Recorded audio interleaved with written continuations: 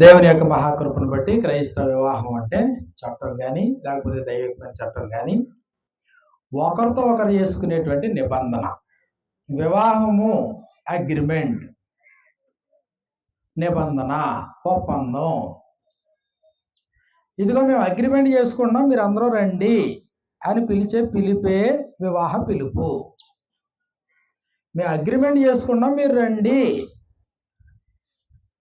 కాబట్టి భవిష్యత్తులో ఎప్పుడైనా ఈ అగ్రిమెంట్ని మేము క్రాస్ చేస్తే ఎప్పుడైనా ఈ అగ్రిమెంట్ని మేము దాటిపోతే నడి రోడ్డు మీద మీరు నిలదీయండి.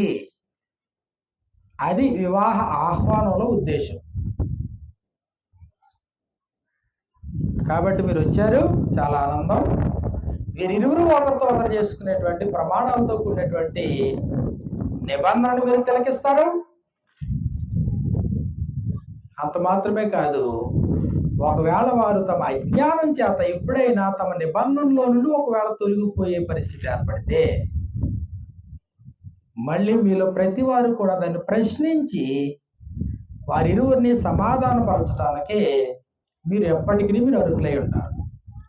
ఈ సమయంలో మొట్టమొదటిగా వరుడు వధువుతోనూ, తదుపరి అనంతరం వధువు వరుడితోనూ ఒకరితో ఒకరు ప్రమాణాలతో కూడినటువంటి నిబంధన చేయాల్సిందిగా నేను ప్రేమతో ఆహ్వానిస్తూ ఉన్నాను.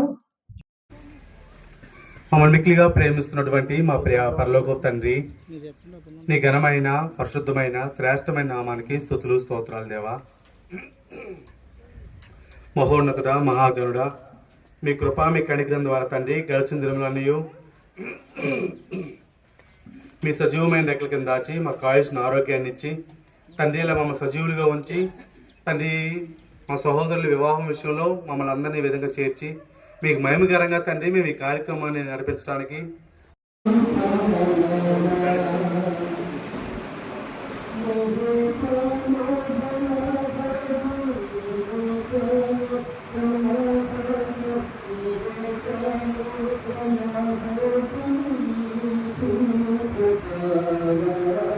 ప్రార్థన చేసుకుని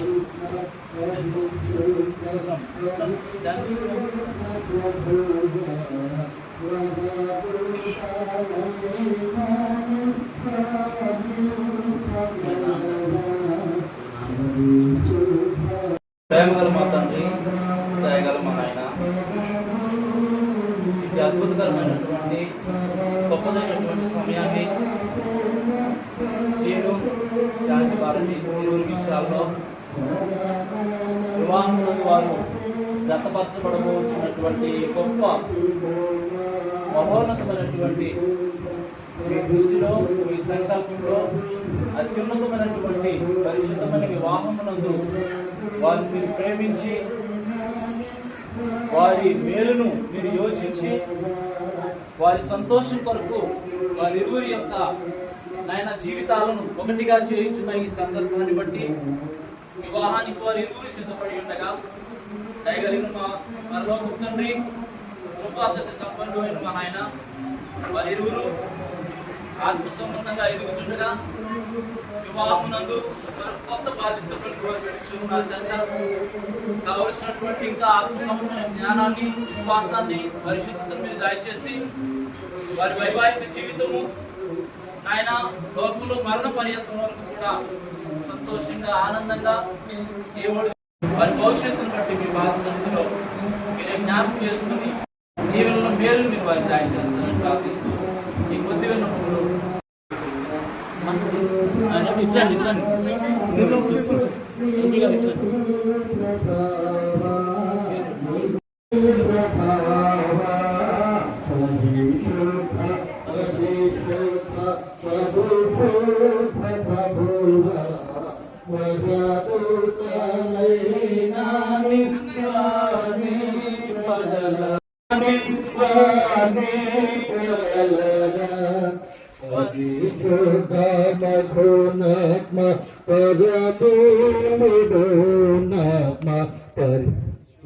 అందరూ ఒకసారి పైకి లేసినట్లయితే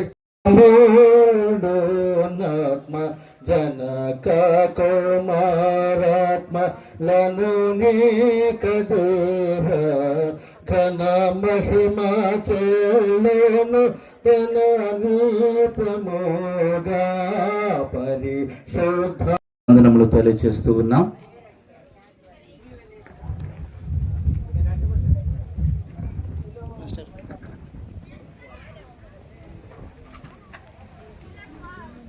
ఈ సమయంలో మరొక పాట మనం పాడుకుందాం.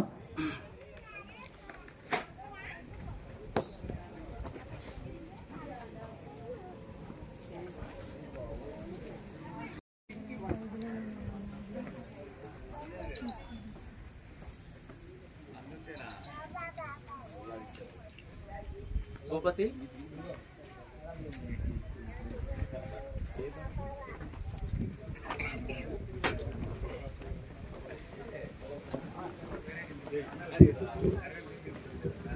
మహోన్నత దేవునికి ముందుగా స్తుతులు స్తోత్రం చెల్లించుకుంటూ క్రీస్తు ప్రభు నామములో చేరువస్తున్న సహోదరులకు అలాగే నూతనంగా జతపరచబడబోతున్న సహోదరులకు ఇరువురికి వందనాలు తెలియజేస్తూ వివాహ సంబంధమైన కీర్తన నుండి గనుడైన దేవుడు ఏర్పరచినది వివాహమన్నది ఘనమైనది గనుడైన దేవుడు ఏర్పరచినది దేహములో సగ భాగముగా మనుగడలో సహచారినిగా తండ్రి నామము పరిశుద్ధమైనది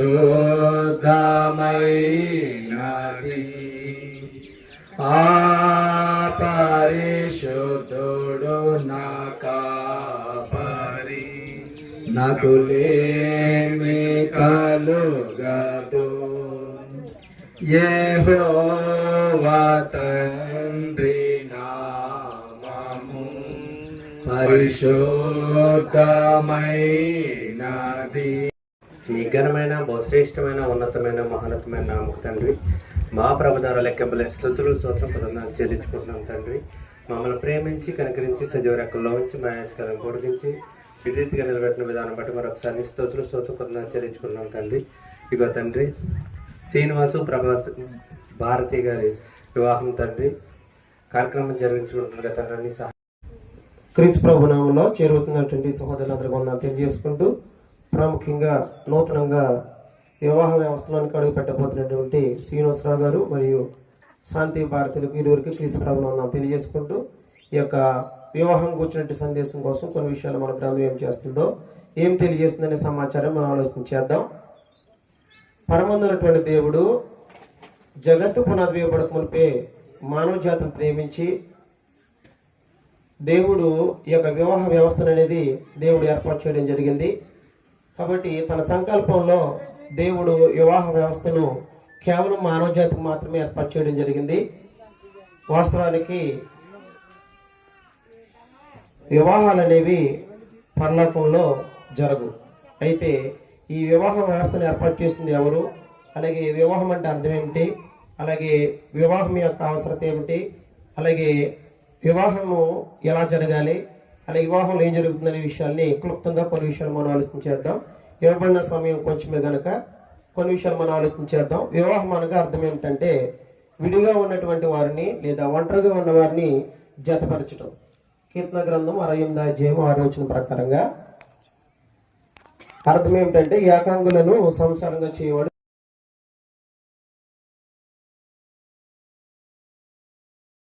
అనగా అర్థం ఏమిటంటే ఒంటరిగా ఉన్నటువంటి ఒక స్త్రీ అలాగే పురుషులను ఇరువులను జతపరచడం అనేది వివాహం. వివాహం అనగా అర్థం ఏమిటంటే జతపరచుట అంటే ఒంటరిగా ఉన్నటువంటి ఇరువులను జతపరచడం అనేది వివాహం. అలాగేనట్లయితే ఈ యొక్క వివాహం అనేది దేవుడు మానవ జాతికి మాత్రమే ఏర్పాటు చేయడం జరిగింది. వాస్తవానికి పరలోకంలో వివాహాలు జరగబడవు. ఎందుకనంటే జగత్తు పునాది వేయబడక మునిపే అనగా సృష్టిని సృజింపక మునిపే పరలోకంలో దేవుడు ఉన్నాడు, అలాగే దేవదూతలు కూడా ఉన్నారు. అయితే పరలోకంలో వివాహాలు అనేవి జరగబడవు. దేవుడు తన పోలిక తన స్వరూపంలో చేయబడినటువంటి నరుడికి మాత్రమే వివాహాన్ని ఏర్పాటు చేయడం జరిగింది. ఎందుకంటే యోబు గ్రంథం 38వ అధ్యాయము 4 నుంచి 6 వచనం చదివినప్పుడు అక్కడ తెలియజేసే సమాచారం ఏంటంటే సృష్టికి ముందుగానే దేవదూతలు ఉన్నట్లుగా మనకు కనబడుతుంటది. ఆ దేవదూతలు పరలోకంలో దేవుని ఎల్లప్పుడూ ఏం చేస్తుంటారంటే యెషయా గ్రంథం 6:2 ప్రకారంగా, ప్రకటన గ్రంథం 5:12 వచనం ప్రకారంగా మనం చూసినట్లయితే పరలోకంలో దేవదూతలు ఏం చేస్తుంటారంటే దేవుణ్ణి నిత్యము పరిశుద్ధుడు పరిశుద్ధుడని ప్రతిగానము చేస్తూ ఉంటాయి. అంటే దేవుని స్తుతిస్తూ ఉంటాయి. అలాంటి దేవదూతలు మానవుల కంటే ముందున్నప్పటికీ దేవుడు వివాహ వ్యవస్థను దేవదూతలకు ఏర్పాటు చేయలేదు. అది కేవలము నరులకు మాత్రమే ఏర్పాటు చేయడం జరిగింది. ఎందుకంటే మార్క్స్ వార్త 12:25లో ఈ విధంగా తెలియజేస్తుంది. ఒక సద్దుకాయలు పునరుత్థానం లేదని తెలియజేసిన సందర్భంలో యేసుక్రీస్తు వారిని అడిగినప్పుడు ఒక ఆమెకి 7 భర్తలు ఉన్నారు. మొదటి వాడు బిడ్డ లేక చనిపోయినప్పుడు రెండోవాడు వివాహం చేసుకున్నాడు. అలాగే 3వ వాడు, 4వ వాడు, 5, 6, 7 ఈ 7 చనిపోయారు. 5 అయితే పునరుత్థానంలో ఆమె ఎవరికి భారీగా ఉంటుందన్నప్పుడు యేసుక్రీస్తు ఒక సమాచారం తెలియజేశారు. ఏంటంటే పరలోకంలో వారు ఎలా ఉంటారు, దేవదూతల వలె ఉంటారు. అక్కడ ఏముండదంటే వివాహాలు ఉండవు. అంటే పరలోకంలో వివాహాలు అనేవి జరగవు. అయితే మరి ఎక్కడ జరుగుతాయి అన్నట్లయితే దేవుడు వివాహమును ఎక్కడ ఏర్పాటు చేయడం జరిగిందంటే అది తన పోలిక తన స్వరూపులో చేయబడినటువంటి నరులకు మాత్రమే వివాహం అనేది ఏర్పాటు చేయడం జరిగింది. అది దేవుని యొక్క ఏర్పాటై ఉన్నది. కాబట్టి మొదటి సమాచారం ఏంటంటే వివాహాలు పరలోకంలో జరగవు. రెండో సమాచారం మనం చూసినప్పుడు వివాహ వ్యవస్థకు మూలం ఎవరంటే దేవుడే.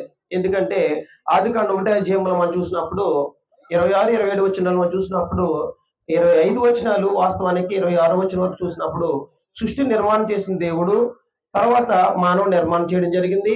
మానవ నిర్మాణం చేసిన తర్వాత దేవుడు ఆలోచన చేసినప్పుడు సృష్టిని ఆలోచన చేస్తున్నప్పుడు కనుగొన్నప్పుడు సృష్టిలో దేవుడు చూసినప్పుడు అంతా మంచిదిగా పరిగణించడం జరిగింది. అయితే నరుడు ఒంటరిగా ఉండుట మంచిది కాదని దేవుడు ఆలోచన చేసి ఒక సాటి అయినటువంటి సహాయమును లేదా భాగస్వామిని ఏర్పాటు చేయాలని ఆదాముకు దేవుడు ఏంటంటే అవ్వను ఏర్పాటు చేయడం అనేది జరిగింది. ఆదికాండం 2వ అధ్యాయము 18వ వచనం ప్రకారం మన అందరికీ తెలిసిన విషయమే. అలాగనట్లయితే వివాహ వ్యవస్థను ఏర్పాటు చేసింది ఎవరంటే నారిని నిర్మించి అవ్వను నిర్మించి దేవుడు ఏం చేశాడంటే ఒంటరిగా ఉన్నటువంటి ఆదాముని ఇరువురిని కూడా జత చేయడం అనేది జరిగింది. అందుకే 21 నుంచి 24 వచనం చదివినప్పుడు అక్కడ ఏం కనబడుతుందంటే దేవుడు ఒంటరిగా ఉన్నటువంటి ఇరువురిని జతపరిచి వారి ఇక మీదట ఏకశరీరులుగా ఉంటారు. వారు తల్లిని తండ్రిని విడిచి భార్యను హత్తుకును. అంటే దేవుడు ఆదాము అవ్వలను ఏం చేస్తున్నాడంటే జతపరచడం జరిగింది. కాబట్టి వివాహ వ్యవస్థకు మూలం ఎవరంటే దేవుడే. ఎందుకంటే నరుడు ఒంటరిగా ఉండుట మంచిది కాదని ఆలోచన చేసి దేవుడు ఏం చేస్తున్నాడంటే వివాహ వ్యవస్థను నరునికి ఏర్పాటు చేయడం అనేది జరిగింది. అలాగేనట్లయితే వివాహం యొక్క అవసరత ఏమిటన్నప్పుడు ఆలోచన చేసినప్పుడు అందులో మనం ఆలోచన చేసేది దేవునికి అవసరమై ఉన్నది.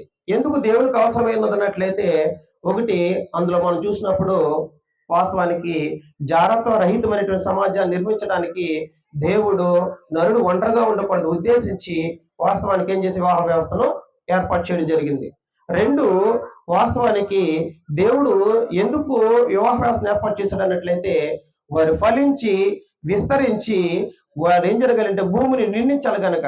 అయితే వివాహం అనేది ఎందుకు దేవునికి అవసరమైనదంటే ఒకటి జారత్వ రహితమైన సమాజం నిర్మించడానికి, 2 వారు ఫలించి అభివృద్ధి నుండి విస్తరింప చేయడానికి భూమిని నింపింప చేయడానికి, 3 ఎందుకన్నట్లయితే తన సంకల్పమును నెరవేర్చుకున్నట్టుకు. ఎందుకనంటే ఎఫెసీ పత్రిక 1వ అధ్యాయం 4 నుంచి 6 వచనం చదివినప్పుడు ఎట్లనగా తన ప్రియయందు తన మహిమ కృపమయ కీర్తి కలిగినట్లుగా దేవుడు తన ప్రియుని ఉచితంగా మనకు అనుగ్రహించినటువంటి తన కృపమయ కీర్తి కలగాలని జగత్తు పునాది వేయబడక మునిపే యేసుక్రీస్తు వారి ద్వారా కుమారులుగా స్వీకరించాలని క్రీస్తులో ప్రేమ చేత మనలను ఏర్పాటు చేసుకున్నాడు. కాబట్టి తన సంకల్పాన్ని జరిగించడానికి వివాహ వ్యవస్థ అనేది అవసరమై ఉన్నది. అలాగే దాని గ్రంథం ఏమన్నదంటే మొదటి కొరింథీ పత్రిక 5వ అధ్యాయంలో మొదటి వచనం చదివినప్పుడు మీలో ఒకడు తన మరియు శ్రీనివాసరావు గారి యొక్క తల్లిదండ్రులైన ఇరువురు కూడా వారి యొక్క అవసరతను గుర్తించి వారు ఏం చేస్తారంటే వారు ఆలోచన చేసి తన బిడ్డలకు వివాహం అవసరమై ఉన్నది. ఎందుకు అవసరమైనదంటే వివాహ విషయాల్లో చాలా మంది చాలా మంది ఏం చేస్తుంటారంటే సరైనటువంటి ఆలోచన చేయకపోవడం వలన వారి యొక్క భక్తి జీవితం అనేది ఏమవుతుందంటే విశ్వాసకి అవిశ్వాస జోడేయడం వలన ఏమవుతుందంటే క్రైస్తవ కుటుంబాలు కట్టబడపోవడానికి నైతికమైన ఫెయిల్యూర్ అయిపోవడానికి అవకాశం ఉంది.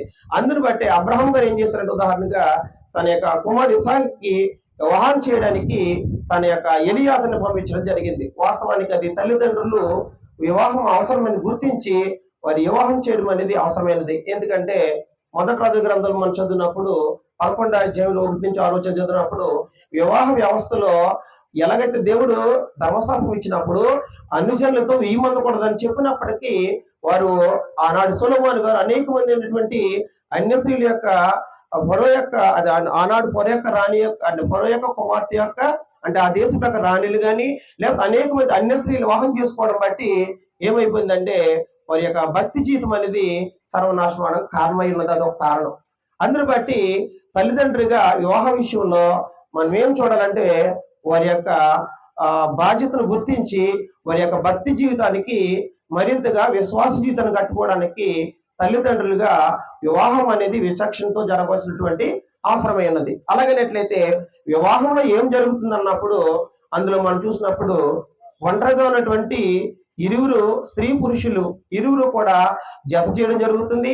అలాగనేట్లయితే వారు ఏమవుతుందంటే కొత్త వివాహ వ్యవస్థలో ఏమి జరుగుతుందంటే రక్త సంబంధం అనేది 2 బాంధవ్యాలు బలపడడం అవుతుంది.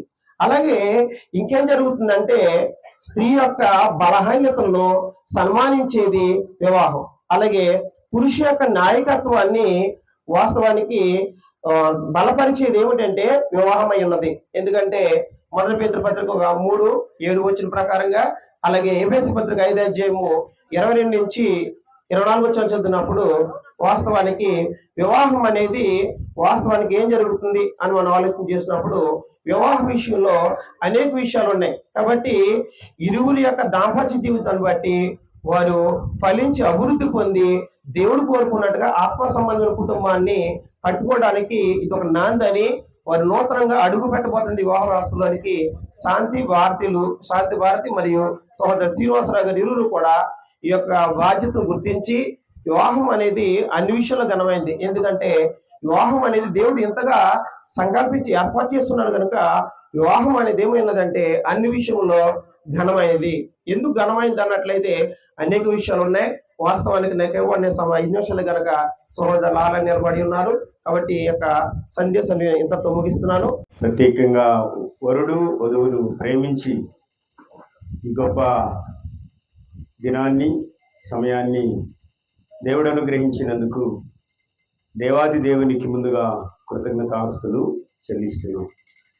కీర్తనాకారుడు 118:24 ఇది యెహోవా ఏర్పాటు చేసిన దినము, దీని యందు మనమందరము ఉత్సహించి సంతోషించదుము. యెహోవా ఏర్పాటు చేసిన దినము.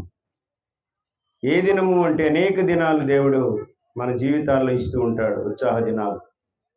కానీ ఈ దినము ప్రత్యేకమైన దినం ఏమిటంటే ఇంకా దేవుడు దానిని ఘనపరిచిన దినముగా మనం చూస్తున్నాం. దేవుడు వివాహము అన్ని విషయములలో ఘనమైనది. భూమి మీద అనేక విషయాలు దేవుడు మనకిచ్చాడు, ఉత్సాహ సమయములు, అలాగే అనేక సమయాలు మనకిస్తూ ఉన్నాడు. భూమి మీద ఉన్న అన్ని కార్యక్రమాలలో వివాహము ఘనమైనది అనే విషయాన్ని దేవుడు జ్ఞాపకం చేస్తూ ఉన్నాడు. ఇది మానవుడు గుర్తుంచుకోవాలి, ఇది ఘనమైన కార్యం. ఎందుకంటే మొదటిగా వివాహము ఘనమైనది అనడానికి మనం లేఖనం నుండి మనం చూస్తూ ఉన్నాం. నరుడు ఒంటరిగా ఉండడము అనేది దేవుడు సంకల్పములో మంచిది కాదనుకున్నాడు. అందుకని సాటిన సహాయం ఉండాలి. ప్రతి జంతువుకి, ఆయన సృష్టించిన ప్రతి జీవికి ఆడ మగ సృష్టించి జతపరిచి జీవింపజేస్తూ ఉన్నాడు.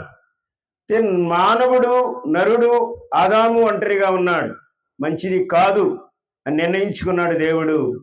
అందుకని ఆదాముకు గాఢ నిద్ర కలుగజేసి ఒక ఎముక మాంసముతో పూడ్చి ఆయన దగ్గరకు స్త్రీగా నిర్మాణం చేశాడు.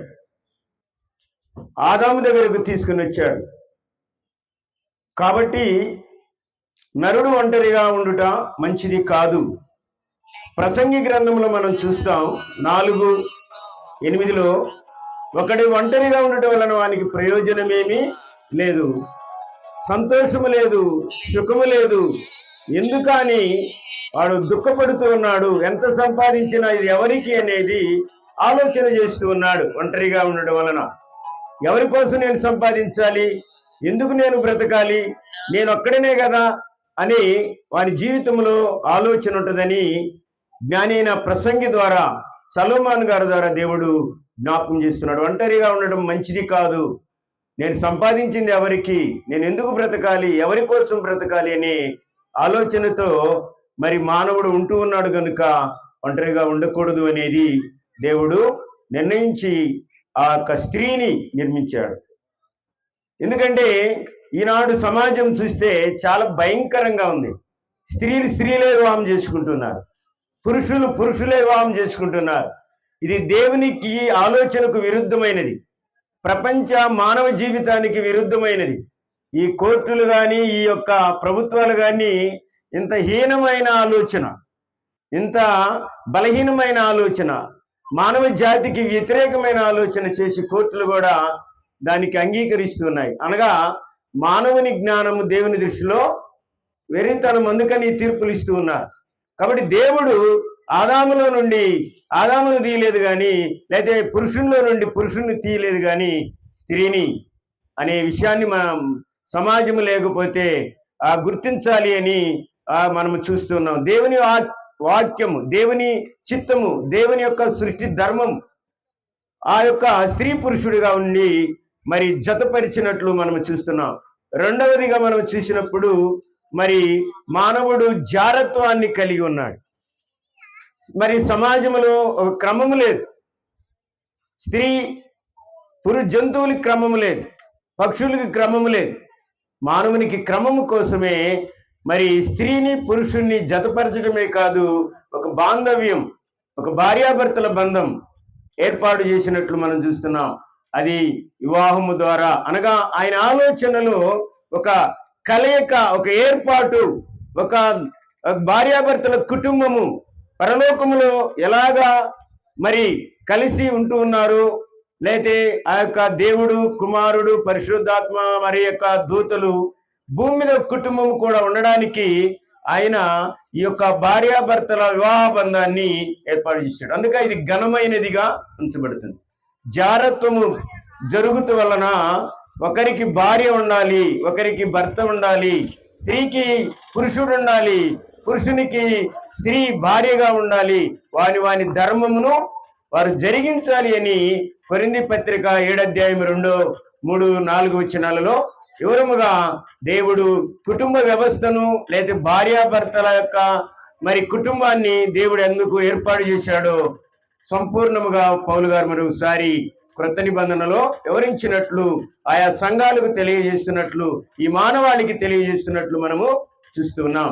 కాబట్టి ఆ యొక్క జారత్వము లేదా క్రమము లేకుండా జీవించకూడదు, ఒక క్రమము కోసమే వివాహ బంధాన్ని ఏర్పాటు చేశాడు. అందుకని భూమి మీద అన్ని విషయములలో ఘనమైనది, అన్ని విషయాలలో ఘనమైనడానికి రెండవ మరి యొక్క పాయింట్ ఏమిటంటే వివాహ వ్యవస్థ, భార్యాభర్తల వ్యవస్థ, జారత్వము జరగకుండా.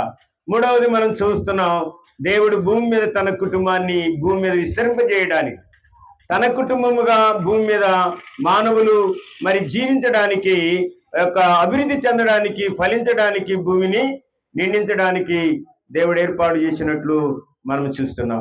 ఈ మూడు వ్యవస్థల ద్వారా ఘనమైనది వివాహము, ఘనమైన కార్యముగా మనం చూస్తున్నాం కనుక మరి వివాహము అంత విలువైనదిగా మనం చూస్తున్నాం. అందుకని పౌలు గారు అంటున్నాడు, మరి మీరు భార్యను ప్రేమించండి అంటున్నాడు. ఎందుకు భార్యను ప్రేమించాలి?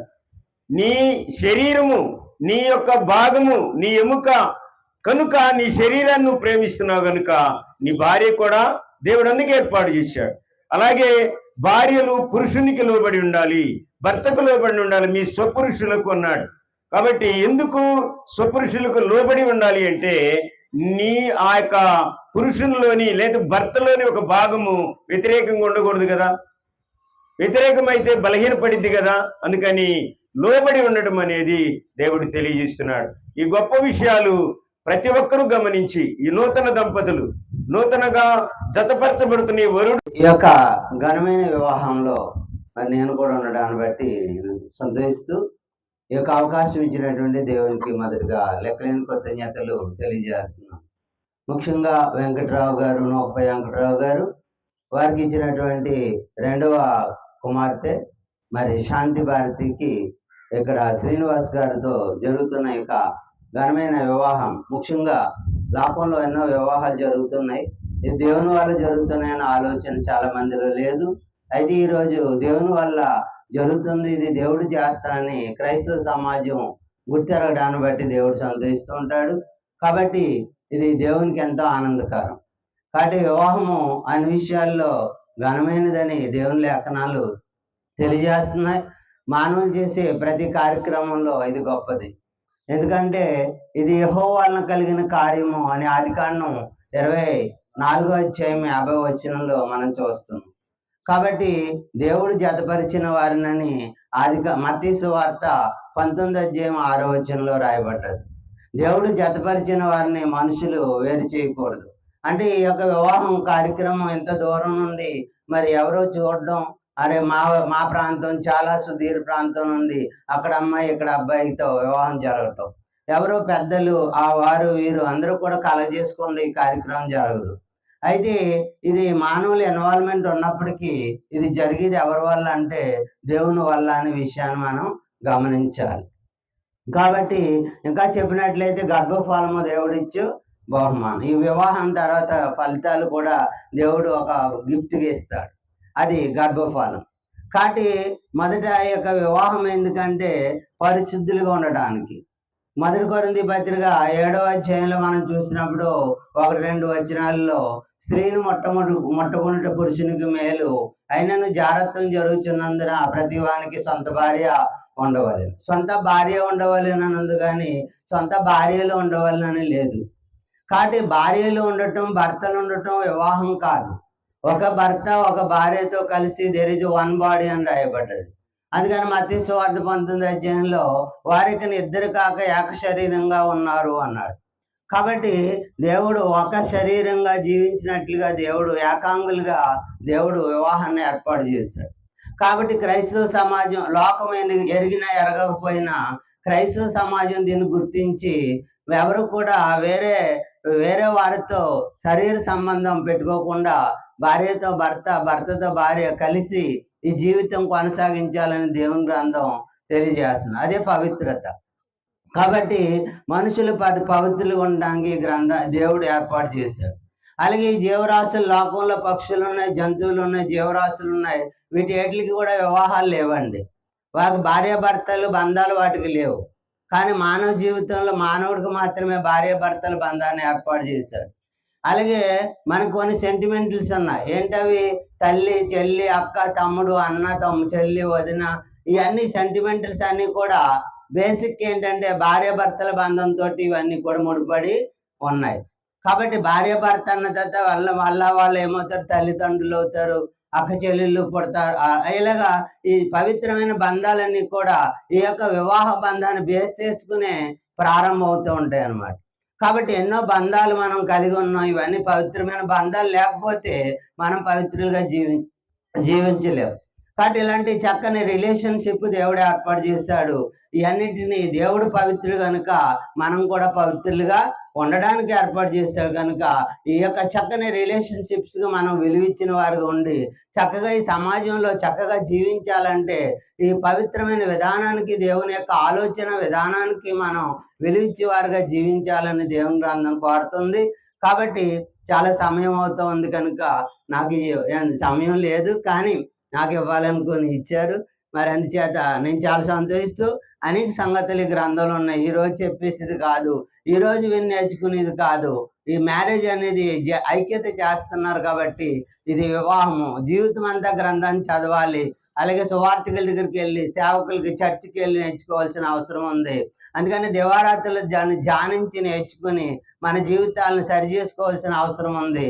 లోకంలో కన్నా బెటర్ లైఫ్, శ్రేష్టమైన జీవితాన్ని మనం జీవించాలంటే దేవుని వాక్యం అదే మనకి వెలుగు లాంటిది. కాబట్టి వాక్యాన్ని అందరూ చదివి నేర్చుకోవాలని కోరుతూ, నాకు ఇచ్చినటువంటి యొక్క సమయాన్ని బట్టి లెక్కలేని మరి స్తోత్రాలు దేవునికి తెలియజేసుకుంటూ, ఇక్కడ ఉన్నటువంటి వివాహం జరిగిస్తున్నటువంటి మరి సహోదరులు మణికుమార్ గారికి, అలాగే ఇక్కడ ఉన్న పెద్దలు, స్థానిక సేవకులందరికీ ప్రత్యేక వందనాలు తెలియజేసుకుంటూ, మరి యొక్క దంపతులను దేవుడు బహుగా దీవించి వారి దైనందిన జీవితం అంతా కూడా ఆశీర్వాదాలతో మేలుతో నడపాలని, రెండు కుటుంబాలు సంతోషంగా ఉండాలని, మరి ముఖ్యంగా సంఘం అందరూ కూడా చక్కని ప్రార్థనలో ముందుకు వెళ్ళాలని వారి గురించి ప్రార్థించాలని కోరుతూ మనకు ఆహ్వానిద్దాం. వధువులు ఇరువురు, శ్రీను అలాగే శాంతి భారతి, వారిని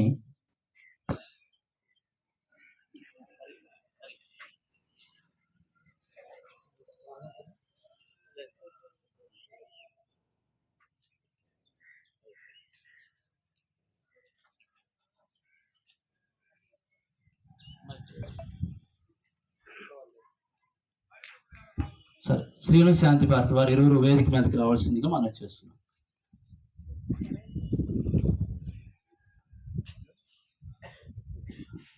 తీసుకెళ్ళండి బ్రదర్.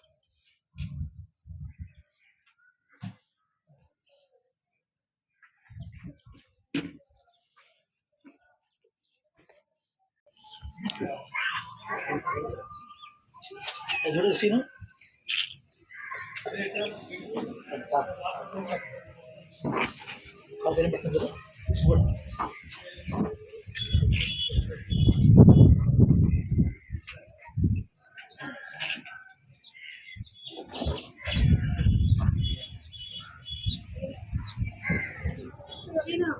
ఈ సమయంలో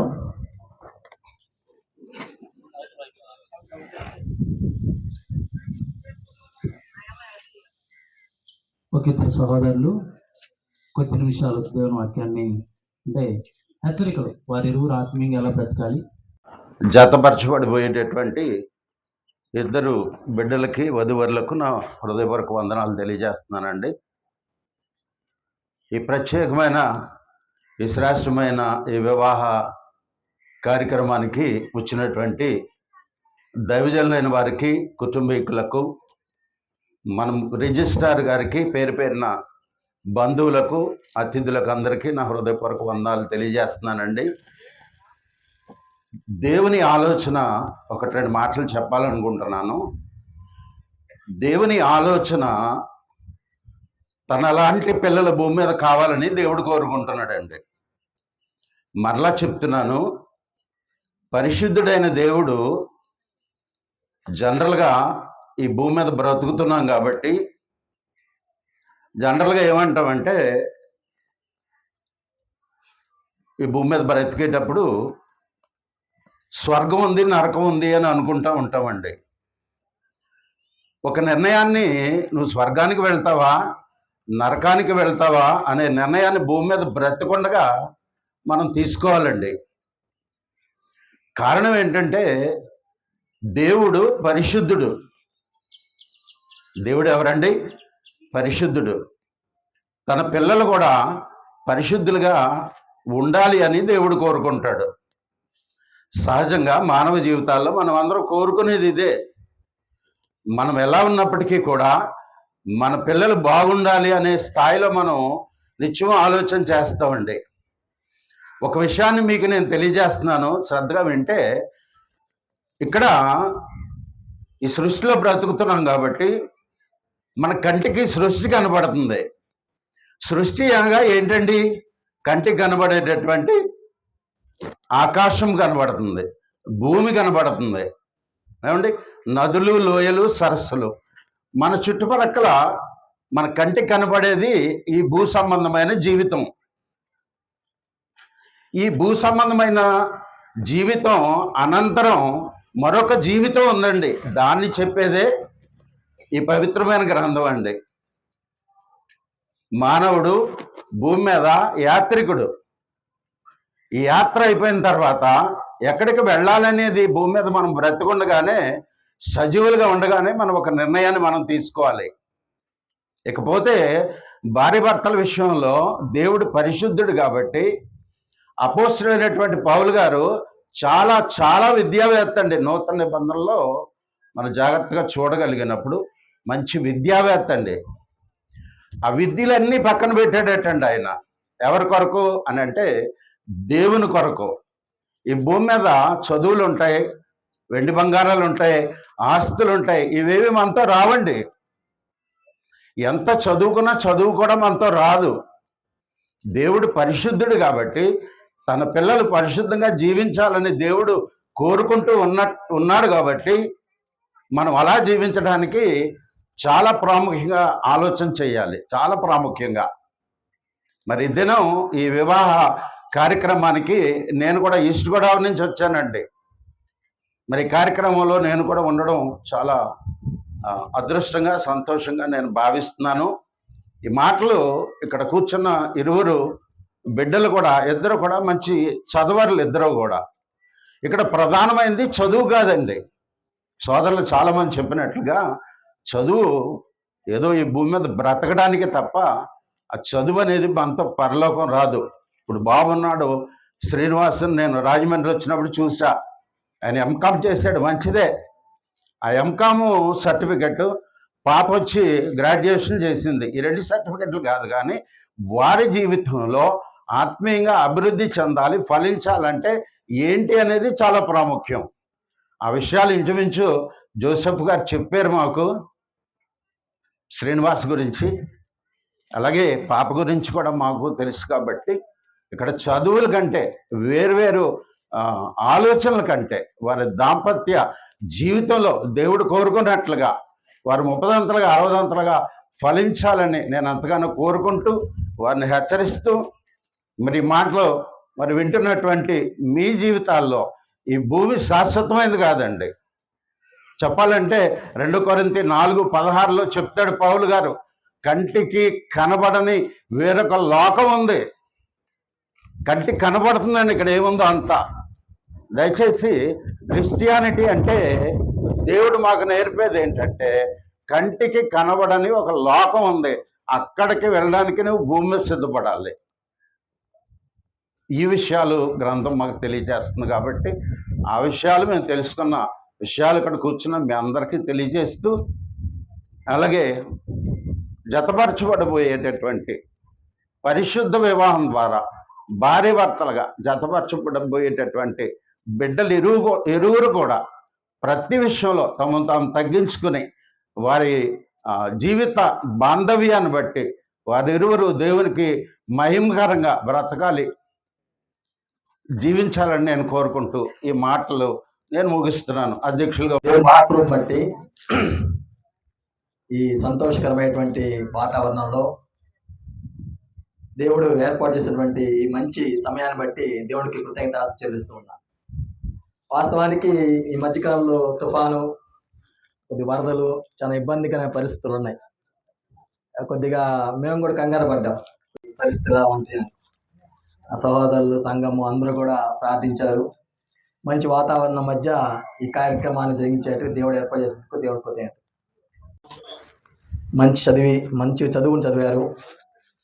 వారి యొక్క జీవితంలో మరి ప్రత్యేకంగా సహోదరులు శ్రీనివాసు, నేను చిన్నప్పటి నుంచి, అంటే దాదాపు 7వ క్లాస్ 8వ క్లాస్ కాంచి మేము తెలుసు మాట. వాళ్ళ అమ్మమ్మ గారు, మేమంతా పరిచయం, మా అంతా ఒకే లొకాలిటీలో ఉండేవాళ్ళం అన్నమాట మేమంతా. ఆ పిల్లవాడు అప్పటి నుంచి మాతో పాటు మేమందరం కలిసి ఇక్కడ స్థానిక సంఘంలో అప్పుడు చిన్న గుడిసు ఉండేది. అప్పుడు సీను, నేను, బాబు సీను, ఇలాగా అందరం కలిసి స్థానికంగా చక్కగా ఎదుగుతూ ఉండేవాళ్ళం.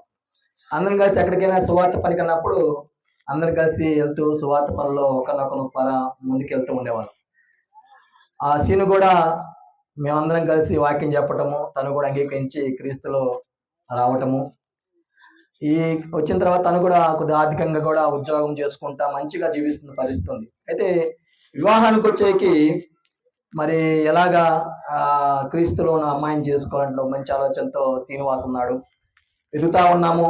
ఒక చక్కని ఆత్మ సంబంధమైనటువంటి స్త్రీ కోసం ఎదుగుతున్నప్పుడు మరి అమలాపురం ఎక్కడ, ప్రకాశం జిల్లా ఎక్కడ, ఈ ఇంత దూరం దేవుడు ఒక చక్కని విధానం ఏర్పాటు చేసి ఈ కార్యక్రమాన్ని ఇదిగో ఈ విధంగా మనం అందరం కూడా జరిగించేట్లుగా దేవుడు ఏర్పాటు చేశాడు. దీంట్లో సోదరు జోసఫ్ గారు వారి కుటుంబం కానీ, స్థానిక సంఘం కానీ, సోదరు సీను కానీ, ఇక్కడ ఉన్నటువంటి స్థానిక సంఘం అయినటువంటి పురుషులందరూ కూడా మంచిగా సహకరించారు. ఈ వివాహానికి పెద్దవారుగా ఉన్న ఎవరంటే సోదరు మణికుమార్ గారు. ఆయన అన్నిట్లో కూడా చక్కగా మాకు ప్రోత్సాహాన్ని ఇచ్చారు. అంటే మేము ఇరువురు కూడా 19 సంవత్సరాలు 19 సంవత్సరాల నుంచి మా పరిచయం ఉంది. మేమందరం కూడా 19 సంవత్సరాల నుంచి వాక్యం నేర్చుకుంటూ ఒకరినొకరు మంచి సంతోషకరమైన పరిస్థితులు ఉంటాయి. అంటే మేము సామాన్యంగా ఉండవన్నమాట, అంత ఎనర్జీగా ఉంటాం, ఒకరినొకరు అంత ఎనర్జీగా ఉంటాం. ఇంత మంచి ఏర్పాటుని దేవుడు తన యొక్క కృపలో జ్ఞాపం చేసుకొని వీరిరువురి యొక్క జీవితానికి ఒక మంచి బంధాన్ని ఏర్పాటు చేస్తున్నాడు. ఈ తరుణంలో వీళ్ళిద్దరికి కూడా కొన్ని విషయాలు తెలియాలి. అంటే ఒక కుటుంబాన్ని కట్టుకునేటప్పుడు ఒక కుటుంబంలో ఉన్నటువంటి భార్యాభర్తల యొక్క జీవితము ఒక అన్యోన్యమైనటువంటి సహవాసం మధ్య ఎదగడానికి, ఒక ఉన్నతమైనటువంటి ఆలోచనల మధ్య జీవితాన్ని కొనసాగించడానికి, వారి జీవితాన్ని సరైన రీతి కట్టుకోవడానికి మంచి పునాది అవసరం. దాంట్లో కొన్ని విషయాలు నాకు ఇచ్చిన సమయంలో నేను 4 విషయాలు నేను తెలియజేసి ఈ మాటలు నేను ముగిస్తాను. పేతురు రాసిన మొదటి పత్రిక 3వ అధ్యాయం 7వ వచనంలో, మనందరం కూడా బైబిల్ ఉన్న వారందరూ కూడా తీయగలిగితే, పేతురు రాసిన మొదటి పత్రిక 3వ అధ్యాయము 7వ వచనంలో ఈ విధంగా రాయబడింది: అటువలే పురుషులారా, జీవమును కృపావరంలో మీ భార్యలు మీతో పాలువారి ఉన్నారని ఎరిగి ఎక్కువ బలహీనమైన ఘట్టమని భార్యను సన్మానించి మీ ప్రార్థనలకు అభ్యంతరం కలుక్కున్నట్లు జ్ఞానము చొప్పున వారితో కాపురము చేయుడి. అపోస్తలుడైనటువంటి పేతురు ఆ సంఘంలో ఉన్నటువంటి వ్యక్తులకి తెలియజేస్తున్నటువంటి ఒక సూచన, ఆలోచన. ఈరోజు మనందరం కూడా ఒక చక్కని కుటుంబ వ్యవస్థను కట్టుకోవడానికి ఈ విషయం చాలా అవసరమైంది. ఏంటి ఆ విషయం అంటే, భార్యాభర్తలు ఇరువురు కూడా జీవమును కృపావరంలో పాలివారు అనేటువంటి విషయం తెలియాలి. భార్యాభర్తలు ఇరువురు కూడా జీవమును కృపావరంలో ఏమైనారు పాలివారై ఉన్నారు. అంటే ఒక చక్కని కుటుంబాన్ని కట్టుకోవడంలో ఉన్నటువంటి ముఖ్య ఉద్దేశం ఏంటంటే, దేవుని గుణాలు పెంచుకోవాలనేటువంటి ఒక గురితో బ్రతకటం అనేది ఈ కుటుంబం యొక్క కట్టుకునేటువంటి మంచి పద్ధతి. కాబట్టి దేవుని కుమారులుగా ఎదగడం అనేది శాశ్వతమైన జీవానికి మంచి పునాది ఉంది. ఆ పునాదిని వారి జీవితాలు కొట్టుకోవడానికి నేను 4 సంగతులు, 2 విషయాలేమో భౌతికంగా తెలియజేస్తా, 2 విషయాలేమో ఆత్మీయంగా మీకు తెలియజేస్తా. ఒకటి, భార్యాభర్తల యొక్క సంబంధము చాలా పవిత్రమైంది. అంటే ఈ భూమి మీద ఈ ఇరువురు ఈరోజు జతపరచబోతున్నటువంటి సమయంలో వీరిద్దరికి ఈ స్టేజ్ మీదటువంటి మేము కానీ, ఇక్కడ మీరందరికి కానీ దేవుని వాక్యం ద్వారా తెలుసుకోదగినటువంటి విషయం ఏంటంటే, భార్యాభర్తల యొక్క సంబంధము ఆత్మ సంబంధమైనటువంటి జీవితానికి మంచి పునాది అనేది ముఖ్యమైనటువంటి ఉద్దేశం. జీవమును కృపావరంలో ఇద్దరు పారిభాగస్తులుగా ఉండేటువంటి క్రమంలో భార్యాభర్తల యొక్క సంబంధము సరిగా లేకపోతే ఆత్మీయంగా ఎవరు అనలేరు. భార్య భర్తకు సహకరించకపోయినా, భర్త భార్యకు సహకరించకపోయినా, ఇద్దరి మధ్య అన్యోన్యం లేకపోయినా ఆత్మీయ జీవితం అనేది సవ్యంగా జరిగేటువంటి పరిస్థితి ఎన్నడూ ఉండబోదు. కనుక ఆత్మీయ జీవితానికి మంచి పునాది ఉండాలంటే భార్యాభర్తల యొక్క సంబంధము చాలా విలువైనది, ముఖ్యమైనటువంటి విషయమై ఉంది. దీంట్లో భాగంగా ఏమి అంటే ఎంతమంది తెలిసిన విషయమే. ఏంటి ఆ విషయం అంటే, భార్యాభర్తల మధ్య మంచి సంబంధం కలిగి ఉన్నాయంటే మొట్టమొదటి విషయం ఏంటంటే విధేయత. ఒకరినొకరు శ్రీనివాసు అలాగే శాంతి ఇరువురు కూడా ఒకరినొకరు తగ్గించుకొని ఒకరి మనస్తత్వాన్ని ఒకరు అర్థం చేసుకొని తన భర్త అని ఆమె తన భార్య అని ఇతను ఒకరినొకరు విధేయత కలిగి చిన్న చిన్న పొరపాటు జరిగినా కానీ తెలియకుండా కొన్ని విషయాలు జరిగినా కానీ ఒకరినొకరు అర్థం చేసుకొని ఒకరినొకరు తగ్గించుకునే మనస్తత్వము మీ ఇద్దరికీ ఉండాలి. అర్థమైందా? మొట్టమొదటిగా ఉండాలి విధేయత, ఒకరి పట్ల ఒకరు విధేయత కలిగి తగ్గించుకొని ఒకరినొకరు అర్థం చేసుకునేటువంటి మనస్తత్వాన్ని కలిగి ఉండాలి. రెండోది ప్రేమించేటువంటి మంచి మనసు ఉండాలి. ఒకరినొకరు ప్రేమించుకునేటువంటి బాంధవ్యంతో ఒక జీవితాన్ని కట్టుకునేటప్పుడు ప్రేమ అనేది చాలా కీలకమైనటువంటి భాగమైంది. ఈ ఇరువురు కూడా ఒకరినొకరు ఆత్మసమైనటువంటి జీవితానికి మంచి పునాదిగా ఉండాలంటే మీరిరువురు కూడా ఒకరినొకరు గౌరవించుకొని అభిమానించుకొని ఒకరి పట్ల ఒకరు ప్రేమ కలిగి జీవించాలి. ఎప్పుడు కూడా భార్య మీద కోపట్టం కానీ అలగటం కానీ తొందరపాటుగా నిర్ణయాలు తీసుకోవడం కానీ చేయకూడదు. ఇది చాలా ముఖ్యమైనటువంటి భాగమైంది. రెండో విషయానికి మనం చూసినప్పుడు కుటుంబాన్ని కట్టుకునేటువంటి విధానంలో ఒక మంచి సూచన ఉందండి. కుటుంబాన్ని సరైన రీతిగా కట్టుకోవాలంటే, సరైనటువంటి విధానంలో మార్గంలో నిలవాలంటే మంచి నిర్ణయాలతో జీవితాన్ని సరిగా పునాది వేసుకోవాలి. ఈరోజు మీరందరూ కూడా కొన్ని కుటుంబాలు చూస్తూ ఉంటారు. ఎందుకు కుటుంబ వ్యవస్థ సరైన రీతిగా కొనసాగలేకపోతుంది, సంతోషంగా ఆనందంగా ఎందుకు ఉండలేకపోతున్నారు? కారణం ఏంటంటే మంచి నిర్ణయాలు తీసుకోవటంలో విఫలమవుతున్నారు వాళ్ళు.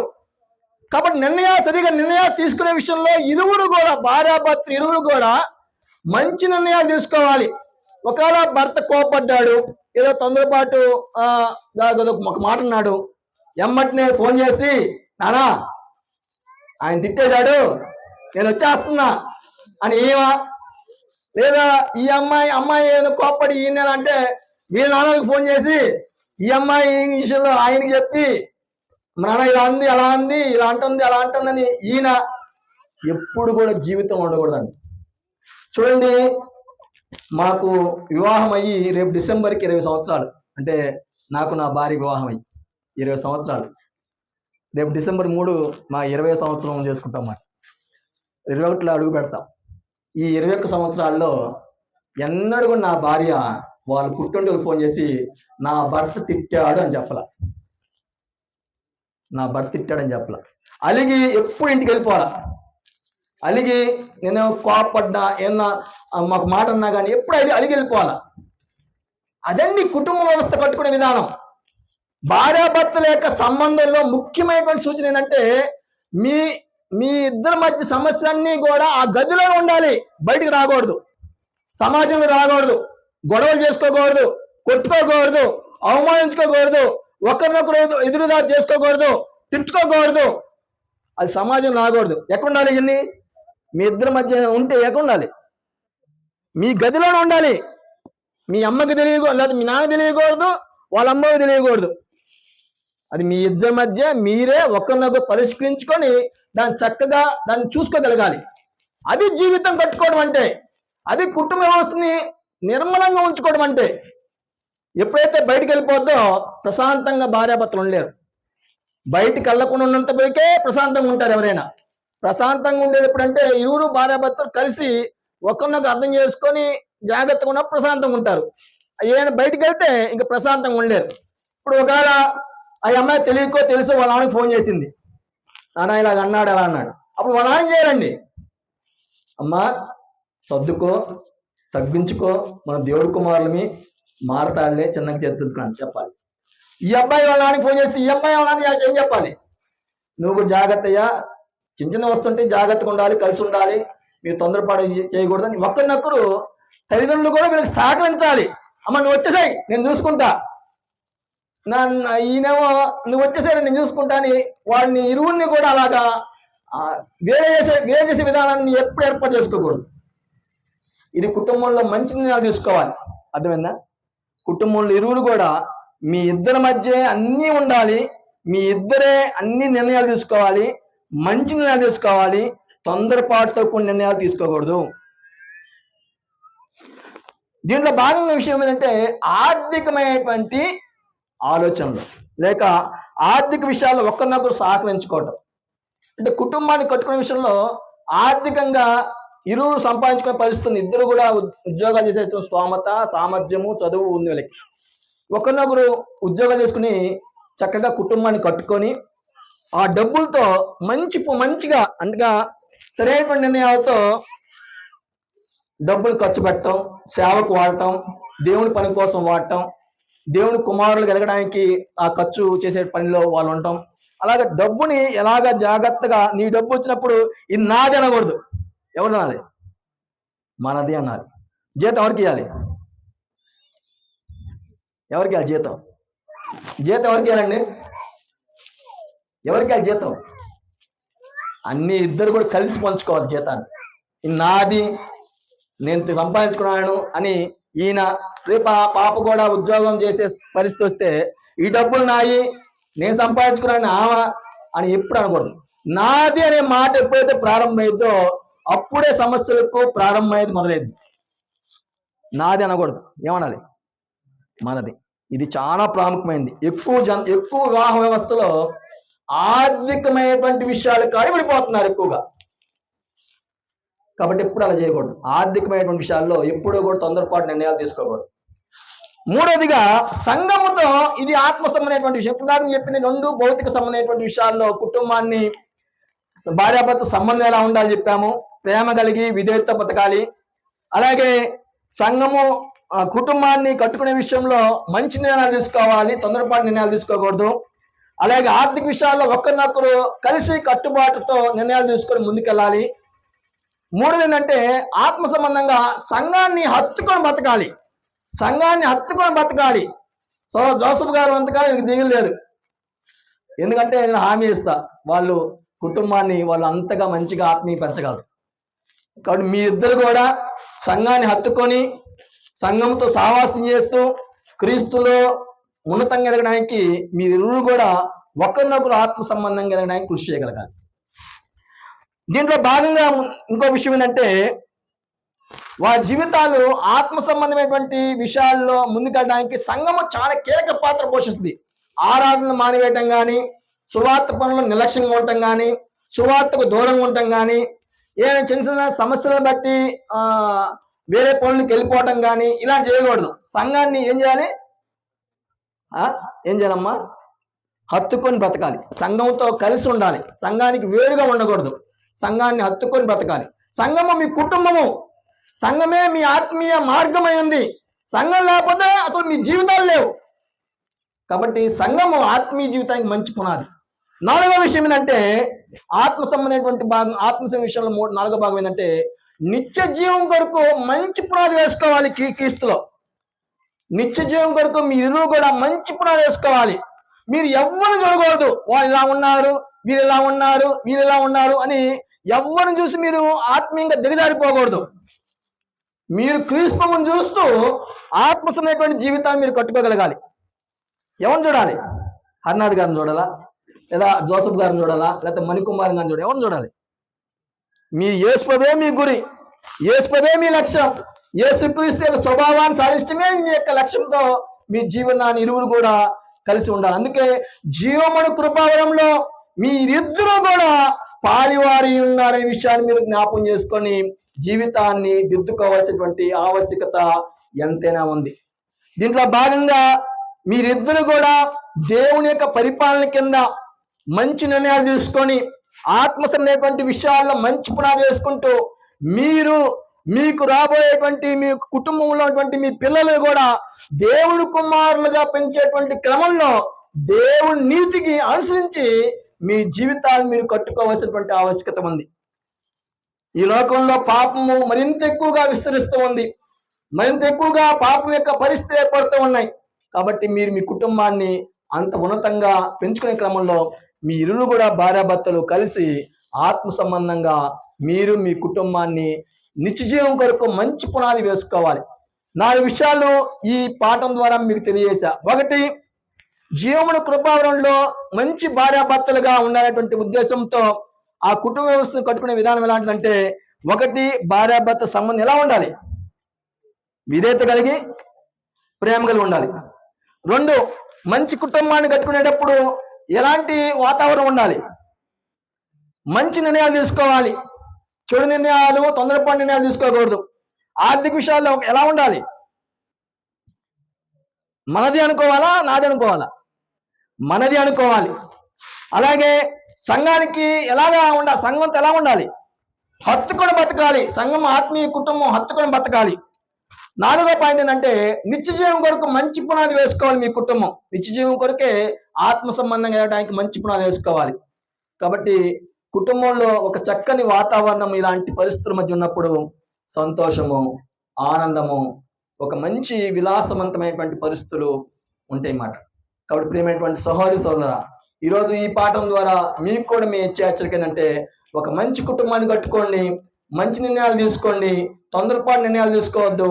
ఆత్మ సంబంధంగా సంఘముతో హత్తుకొని బ్రతకాలని మనస్ఫూర్తి కోరుకుంటూ ఈ అవకాశం ఇచ్చిన సహోదరులకి, స్థానిక సంఘానికి, మరి భార్యాభర్తలుగా దేవుని యొక్క దయ వల్ల కనికరం బట్టి జరగబోయేటువంటి వివాహ కార్యక్రమం బట్టి ఇరువురు కూడా ప్రత్యేకమైనటువంటి కంగ్రాచులేషన్స్ చేస్తూ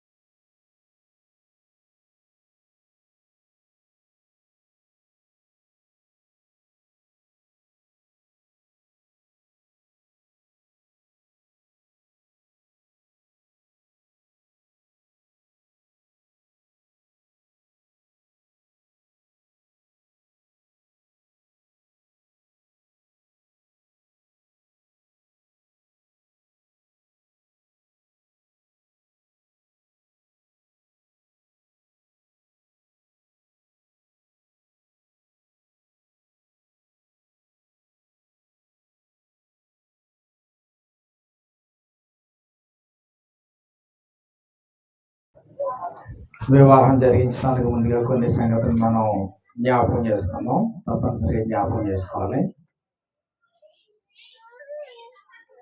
దేవుడు మానవుడిని సృజించాడు. మానవుడేమో కులాన్ని సృజించుకున్నాడు. దేవుడు మానవుని సృజించాడు, స్వాభావికమైనటువంటి వాంఛలు పెట్టాడు. స్వాభావికమైనటువంటి వాంఛల్ని తీర్చేది కూడా మళ్ళీ దేవుడే. తల్లి గర్భం నుంచి లోకంలో జన్మించగానే కేరని ఏడుతారు కదా, ఏడ్చే వాళ్ళకి ఆకలి తీర్చాలి. ఆకలి తీర్చడానికి ఒక అమ్మను పెట్టాడు దేవుడు. తండ్రి చేయి పట్టుకుని, తల్లి చేయి పట్టుకుని చక్కగా తల్లిదండ్రుల సమక్షంలో కొంతకాలం పెరిగిన తర్వాత యుక్త వయసులోకి వచ్చిన తర్వాత సహజ సిద్ధమైనటువంటి లైంగికమైనటువంటి వాంఛలు యాక్టివేషన్లోకి వచ్చిన తర్వాత దేవుడు పురుషునికి స్త్రీని, స్త్రీకి పురుషుణ్ణి దేవుడు ఏర్పాటు చేశాడు.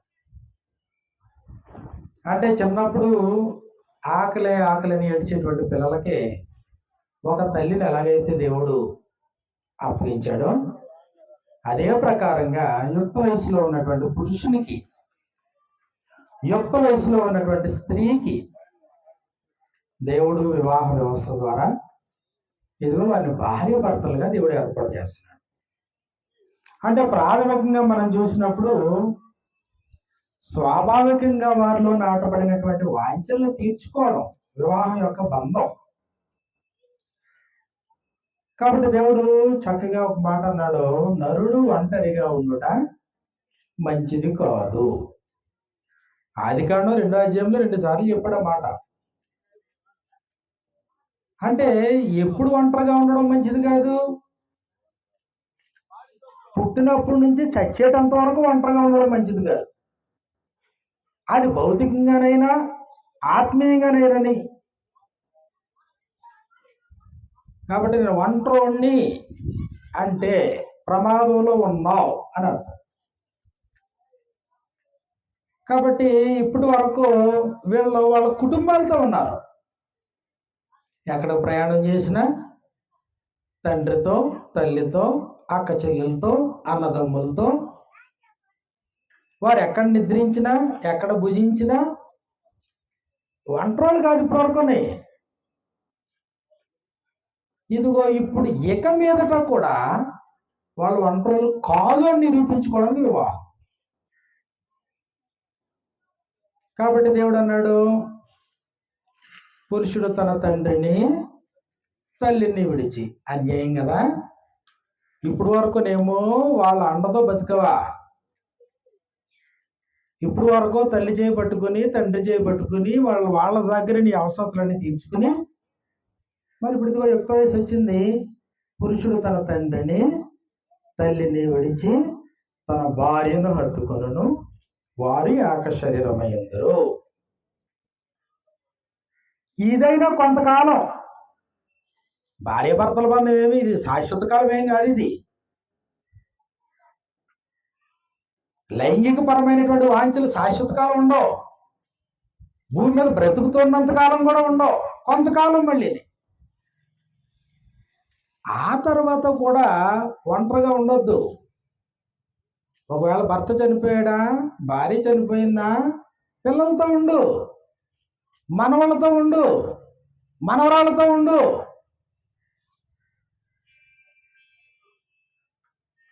అయితే స్టార్టింగ్లో కుటుంబంతో ఉన్నావు. ఇదిగో యుక్త వయసు వచ్చిన తర్వాత నీ జీవిత భాగస్వామితో బ్రతికో. దేవుడు మళ్ళీ నీ కడుపులో నుంచి నీకు సంతాన ప్రాప్తిని దయచేశాడు. మళ్ళీ దేవుడు నరులారా తిరిగి రండి సెలవిచ్చాడు అనుకోండి, భర్త ముందుగా చనిపోవచ్చు, లేదా భార్య ముందుగా చనిపోవచ్చు. అప్పుడు కూడా మళ్ళీ ఒంటరిగా ఉండిపోవద్దు. ఆ పిల్లలతో ఉండు, మనవలతో ఉండు, మనవరాలతో ఉండు. లేదండి పిల్లలు పుట్టకుండానే జీవిత భాగస్వామి మృతి పొందిందండి అంటావా, మరి అప్పుడు ఒంటరితనం ఎలా మరి పరిస్థితి? దేవుడు సంఘాన్ని ఏర్పాటు చేశాడు. యాకోబు రాసిన పత్రిక 2వ అధ్యాయంలో చెప్తారు కదా, విశ్వాసి ఒంటరిగా ఉంటే, ఆ విశ్వాసము ఒంటరిగా ఉంటే ఏమవుతుంది అన్నాడు, అది మృతమైపోతుంది. విశ్వాసికి విశ్వాసతోడుగా ఉండాలా. కాబట్టి మనం దేవుడు ఏర్పాటు చేసిన దైవికమైనటువంటి వ్యవస్థలో స్థానిక సంఘం ఒకరికొకరు తోడు, ఒకరినొకరు ప్రేమించడంలో, ఒకరినొకరు ఆదరించడంలో, ఒకరినొకరు పురుగొల్పుకోవడంలో, ఒకరినొకరు ప్రోత్సహించడంలో, ఒకరినొకరు తప్పు దిద్దుకోవడంలో. ఎప్పటి వరకు నీ తోడు? ప్రభువునందుండి మృతునందు మృతులు మృతి పొందేటంత వరకు స్థానిక సంఘం. అంటే ఇటు భౌతికంగా కానీ ఇటు ఆత్మీయంగా కానీ నరుని యొక్క ఒంటరితనాన్ని దేవుడు కోరుకోవటం లేదనే సత్యాన్ని గుర్తించాలి. కాబట్టి యుక్త వయసులో, యవ్వన ప్రాయంలో దేవుని చేత స్వాభావికంగా నాటబడినటువంటి సహజమైనటువంటి వాంఛల్లో బలమైనటువంటి లైంగికమైనటువంటి వాంఛ, అది యాక్టివేషన్లోకి వచ్చేటప్పటికి దేవుని చేత ఏర్పాటు చేయబడింది. ఎందుకు అంటే ఇదిగో ఇది మీరు ఫలించాలి, అభివృద్ధి పొందాలి, భూమిని నిండించాలి, విస్తరించాలి. అప్పుడు మళ్ళీ మనకు సందేహం రావచ్చు, పిల్లల కొరకే వివాహమా? పెళ్లి చేసుకునేవాళ్ళు పిల్లలను ఖండానికి పెళ్లి చేసుకుంటారా? అది పర్పస్ కాదు. తమలో ఉన్నటువంటి లైంగికపరమైన వాంఛలను తీర్చుకోవడానికి పెళ్లి చేసుకుంటారో తత్ఫలితంగా దేవుడు వారికి బహుమానాన్ని ఇస్తాడు. గర్భఫలము దేవుడిచ్చి బహుమానం అన్నాడు. కుమారుడు యెహోవా అనుగ్రహించి స్వాస్థ్యం అన్నాడు ఆయన. కాబట్టి దైవికమైనటువంటి నిర్ణయంలో వివాహానికి చాలా ప్రాముఖ్యత ఉంది. తొలి నరుడు భూమి మీద దేవుని పోలికలో, దేవుని స్వరూపంలో సృజించబడినప్పుడు అదిగో ఆ నరుడు అలాంటి స్థితిలోనే ఒంటరిగా కొనసాగడం దేవునికి ఇష్టం లేక వాని కొరకు సాటైన సహాయం దయచేయదును అనుకున్నాడు. నరుడిలో నుండి నారిని చేశాడు, తీసుకొచ్చి పురుషుని ముందు నిలబెట్టాడు. అందులో మనకి ఏమర్థమవుతుంది? దేర్ ఈజ్ నో పెళ్లి చూపులు అనేది అర్థమవుతుంది. ఒక 100 మందిని చూపించి, ఒక 10 మందిని చూపించి, ఇదిగో 10 మందిలో ఎవరో ఒకరిని సెలెక్ట్ చేసుకునేది లేదు. ఇంకా ఆదాముకి, ఆదాము ఉన్నాడు, దేవుడు గాఢ నిద్రను కలుగు చేశాడు, పక్కటెముకని తీశాడు, స్త్రీనిగా చేశాడు, ఆ చోటుని మాంసంతో పూర్తి చేశాడు. ఆ స్త్రీని తీసుకొచ్చి ఇదిగో ఆదాము ముందు నిలబెట్టాడు. ఆదాము అంటాడు, నా ఎముకలలో ఎముక, నా మాంసములో మాంసము, నీవు నరుడి నుండి తీయబడితివి, ఇక మీదట నీ పేరు నారి. లేదు లేదు, నాకు నచ్చలేదు, కొద్ది నల్లగా ఉంది, లేదా తెల్లగా ఉంది, కొద్ది ఎత్తుగా ఉంది, కొద్ది లావుగా ఉంది, నా కులమేనా? ఏమీ లేవు. నాలో వాంఛలు ఉన్నాయి. ఆ వాంఛల్ని సంతృప్తిపరచుకోవడానికి ఇది అప్పటి వరకు భూమి మీద అనేకమైనటువంటి జంతువులు ఉన్నాయి. అవి ఏవి పనికిరావు. రకరకాలైన పశువులు, మృగాలు ఉన్నాయి. అవి ఏవి నాకు పనికిరావు. ఇదిగో నాకు తోడు కావాలా, పురుషునికి స్త్రీ కావాలా, స్త్రీకి పురుషుడు కావాలా, అంతే దేవుని యొక్క నిర్ణయం. అయితే ఈ వివాహ బంధాన్ని చాలా పటిష్టం చేశాడు దేవుడు. మత్తయి సువార్త 19వ అధ్యాయంలో అయితే అది విన్నటువంటి వారు, భార్యాభర్తలకుండు బంధము ఇట్టిదైతే అసలు వివాహం చేసుకోకుండా ఉండడమే ఉత్తమం అన్నారు. అంటే బంధాన్ని ఎంత పటిష్టం చేశాడు ఆయన. దేవుడు జతపరిచిన వారిని నరుడు వేరు చేయకూడదు. జతపరిచేది నరుడా దేవుడా? మనం అంటాం, నేను కలిపాను, నేను చూశాను, నేను చేశాను, నేను చెయ్యకపోతే అసలు నీకు తాడు బంగారం లేదంటాం. ఏంటి ఆడు ముసలుడైనా కానీ ఆయన అంటాడు, దేవుడు జతపరిచిన వారిని. అంటే అప్పుడు తల్లిదండ్రులు ఏమైపోయారు? నిమిత్త మాత్రులు, మధ్యవర్తులు నిమిత్త మాత్రులు, అటు ఇటు ఉన్న వారందరూ నిమిత్త మాత్రులు, పాత్రదారులు. దేవుడు జతపరిచిన వారిని నిబంధన చేత ఒక్కసారి బంధం ఏర్పడితే దానికి దేవుడు సాక్షి అయిపోతున్నాడు. ఒకసారి దేవుడు సాక్షి అయితే ఆ నిబంధనను మీరితే దేవుని యొక్క కోపాగ్నికి నువ్వు బలవుతావు. కాబట్టి తప్పనిసరిగా వివాహానికి ముందు గుర్తించాల్సిన సంగతి ఏంటంటే, జీవితంలో ఒకే ఒక్కసారి వివాహం, 1 and only టైం. అది దేవుడు చెప్పాడు. ప్రారంభం నుంచి అదే విధానం. ఒకవేళ పునర్వివాహము అని అంటే, పునర్వివాహం అంటే ఎప్పుడన్నాడైనా? భర్త మృతి పొందిన ఎడల, భార్య మృతి పొందిన ఎడల, ఆమె స్వతంత్రురాలు, ఆయన స్వతంత్రుడు. అంటే భర్త బ్రతికుంటుండగా, భార్య బ్రతికుంటుండగా విడాకులు ఇచ్చేసి మళ్ళీ ఇంకో పెళ్లి చేసుకుంటానంటే, ఒకవేళ నీ కులం ఒప్పుకోవచ్చు, లోకంలో ఉండేటువంటి పెద్ద మనుషులు ఒప్పుకోవచ్చు, లేకపోతే ఆ దేశపు చట్టం ఒప్పుకోవచ్చేమో కానీ దేవుడు మాత్రం దాన్ని అంగీకరించడు. బ్రతికి ఉన్నంత కాలము బద్ధుడు. నిబంధన చేసుకుంటే నిబంధన యొక్క వ్యాలిడిటీ ఇద్దరిలో ఎవరో ఒకరు మృతి పొందేటంత వరకు అది వ్యాలిడిటీ ఉంటుంది. మృతి పొందితే నిబంధన రద్దు అవుతుంది. ఒకసారి ఒకరితో నువ్వు చేసుకున్నటువంటి నిబంధన రద్దు అయితే అప్పుడు నువ్వు పునర్వివాహం చేసుకోవడానికి అవకాశం ఉంది. కానీ ఆ భార్య బ్రతికుంటుండగా పునర్వివాహం చేసుకోవడానికి అవకాశం లేదు, విడాకులు ఇవ్వడానికి కూడా అవకాశం లేదు. అయితే ఎక్సెప్ట్ సెక్సువల్ ఇమ్మొరాలిటీ అన్నాడు, ఇవ్వచ్చు. ఒకే ఒక్క కారణం చేత, వ్యభిచార కారణమును బట్టి. దానికైనా ఏం చెప్పాడంటే, హృదయం కఠినమైపోతే అన్నాడు. మళ్ళీ హృదయ కాఠిన్యాన్ని బట్టి. క్షమించే మనసు ఉందనుకో, ప్రేమించే మనసు ఉందనుకో, జాలిపడే మనసు ఉందనుకోండి, ఆ విడాకులతో కూడా పని లేదు. కాబట్టి మర్చిపోవద్దు. ఇదిగో ఈరోజు వివాహం జరిగించుకోవడానికి, ఒకరితో ఒకరు నిబంధన చేసుకోవడానికి. ఇదిగో మన మధ్యలోకి యవనస్తులు వచ్చారు. ఎంతకాలం ఈ బంధం? మృతి పొందేటంత వరకు. అంటే అర్థం అవ్వాలి, there is no alternation, there is no option. నచ్చితే కాపురం చేయి, లేకపోతే వచ్చేసే. అది కాకపోతే 100 మందిని చూస్తాను, ఆ బాణి లేదు. దైవ నిర్ణయాలు అది లేదు.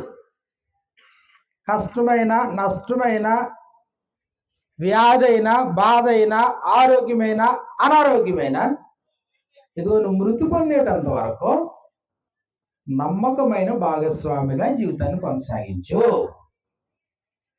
దేవుడు కోరుతున్నాడు, యవ్వన స్త్రీలు వివాహం చేసుకొని పిల్లలను కని గృహ పరిపాలన జరిగించు, నిందించుటకు విరోధికి అవకాశం ఇవ్వకుండా బ్రతకండి.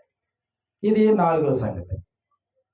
కాబట్టి యవ్వన ప్రాయంలో ఉన్నటువంటి వారు వివాహాన్ని పోస్ట్ పోన్ చేయడం కాదు. వివాహం చేసుకో, యవ్వనుడా, యవ్వన స్త్రీ వివాహం చేసుకొని ఎందుకు నిందించడానికి విరోధికి అవకాశం ఇవ్వద్దు. విరోధి నిందిస్తే నష్టం ఏంటి? నిందారహితుడిగా బ్రతికితేనే నిత్య జీవం. ప్రభు సంఘంలో బ్రతికిన ఎలా ఉండాలని చెప్పాడు? నిందారహితులుగా ఉండాలన్నాడా? ఒక వ్యక్తి సంఘ పెద్దగా ఉండాలంటే నిందారహితుడిగా ఉండాలని చెప్పాడా? అంటే సంఘంలో నుండి కానీ, సంఘమునకు వెలుపటి వారి చేత కానీ ఆ వ్యక్తి నిందారహితుడై ఉండాలా. అంటే ఎలాంటి నేరము మోపబడని వాడై ఉండాలా. ఒకవేళ ఏదైనా నేరం మోపబడింది అనుకోండి, దాన్ని క్లియర్ చేసుకోవాలా, సమాధాన పడాలి దాని విషయంలో. కాబట్టి ఇదిగో యవ్వన స్త్రీలతో చెప్తున్నాడు, క్రైస్తవ యవ్వన స్త్రీలతో చెప్తున్నాడు, వివాహం చేసుకోండి, పోస్ట్ పోన్ చేయొద్దు. పిల్లల్ని కనండి, పోస్ట్ పోన్ చేయొద్దు. గృహ పరిపాలన జరిగించండి. బాధ్యతల్ని వేరే వాళ్ళకి, పని మనుషులకి, వీళ్ళకి అప్పచెప్పొద్దు. నిందించడానికి విరోధిగా అవకాశం ఇవ్వకుండా బ్రతకండి. పిల్లలు పుట్టారనుకోండి, అప్పుడేమన్నాడు తెలుసా? తీతుకు రాసిన పత్రిక 2వ అధ్యాయంలో, ఇదిగో నీ భర్తలను, శిశువులను నువ్వు ప్రేమించు. ఎందుకు? పరపక్షమందుండు వాడు నిన్ను గూర్చి చెడు మాట ఏదియో చెప్పనరకయుండునట్లు. పరపక్షం అనేది ఉంటది ఎప్పుడుని, ప్రతి గ్రామంలో ఉంటది పరపక్షం అనేది. ప్రతి మనిషికి ఒక పరపక్షం ఉంటది. ప్రాముఖ్యంగా క్రైస్తవులకి పరపక్షం ఉంటది, ఉండదా? ఆ పరపక్షం అపవాది యొక్క అనుచరులు. ఇదిగో నువ్వు క్రైస్తవుడు అయితే కొండ మీద నుండే పట్టణం, దీపం వెలిగించి కొంచెం కింద పెట్టడం కాదు, అది ఇంట నుండి వారందరికీ వెలిగించుటకే దీపస్తంభం మీదనే పెట్టడం. కాబట్టి మనుషులందరూ నిన్ను చూస్తారు. పరపక్షం ఎప్పుడు మాట అందామా అని కాసుకూర్చోడు. కాబట్టి నువ్వేం చేయాలి? నువ్వు పరపక్షమందుండు వాడు నిన్ను గూర్చి చెడు మాట ఏది చెప్పనేరకెళ్ళినట్లుగా అన్నిటి యందును నిన్ను నీవే సత్కార్య విషయంలో మాదిరిగా నువ్వు కనపరుచుకో. పరపక్షం ఉందని మర్చిపోవద్దు. నిందించడానికి విరోధులు ఉంటారని మర్చిపోవద్దు. వారికి ఛాన్స్ ఇవ్వకుండా బ్రతకడం కొరకే వివాహం. నేను ఒంటరిగానే ఉండిపోతాను అన్నావు అనుకోండి, ఉండిపోవచ్చు, కానీ పరపక్షం ఉంటుంది.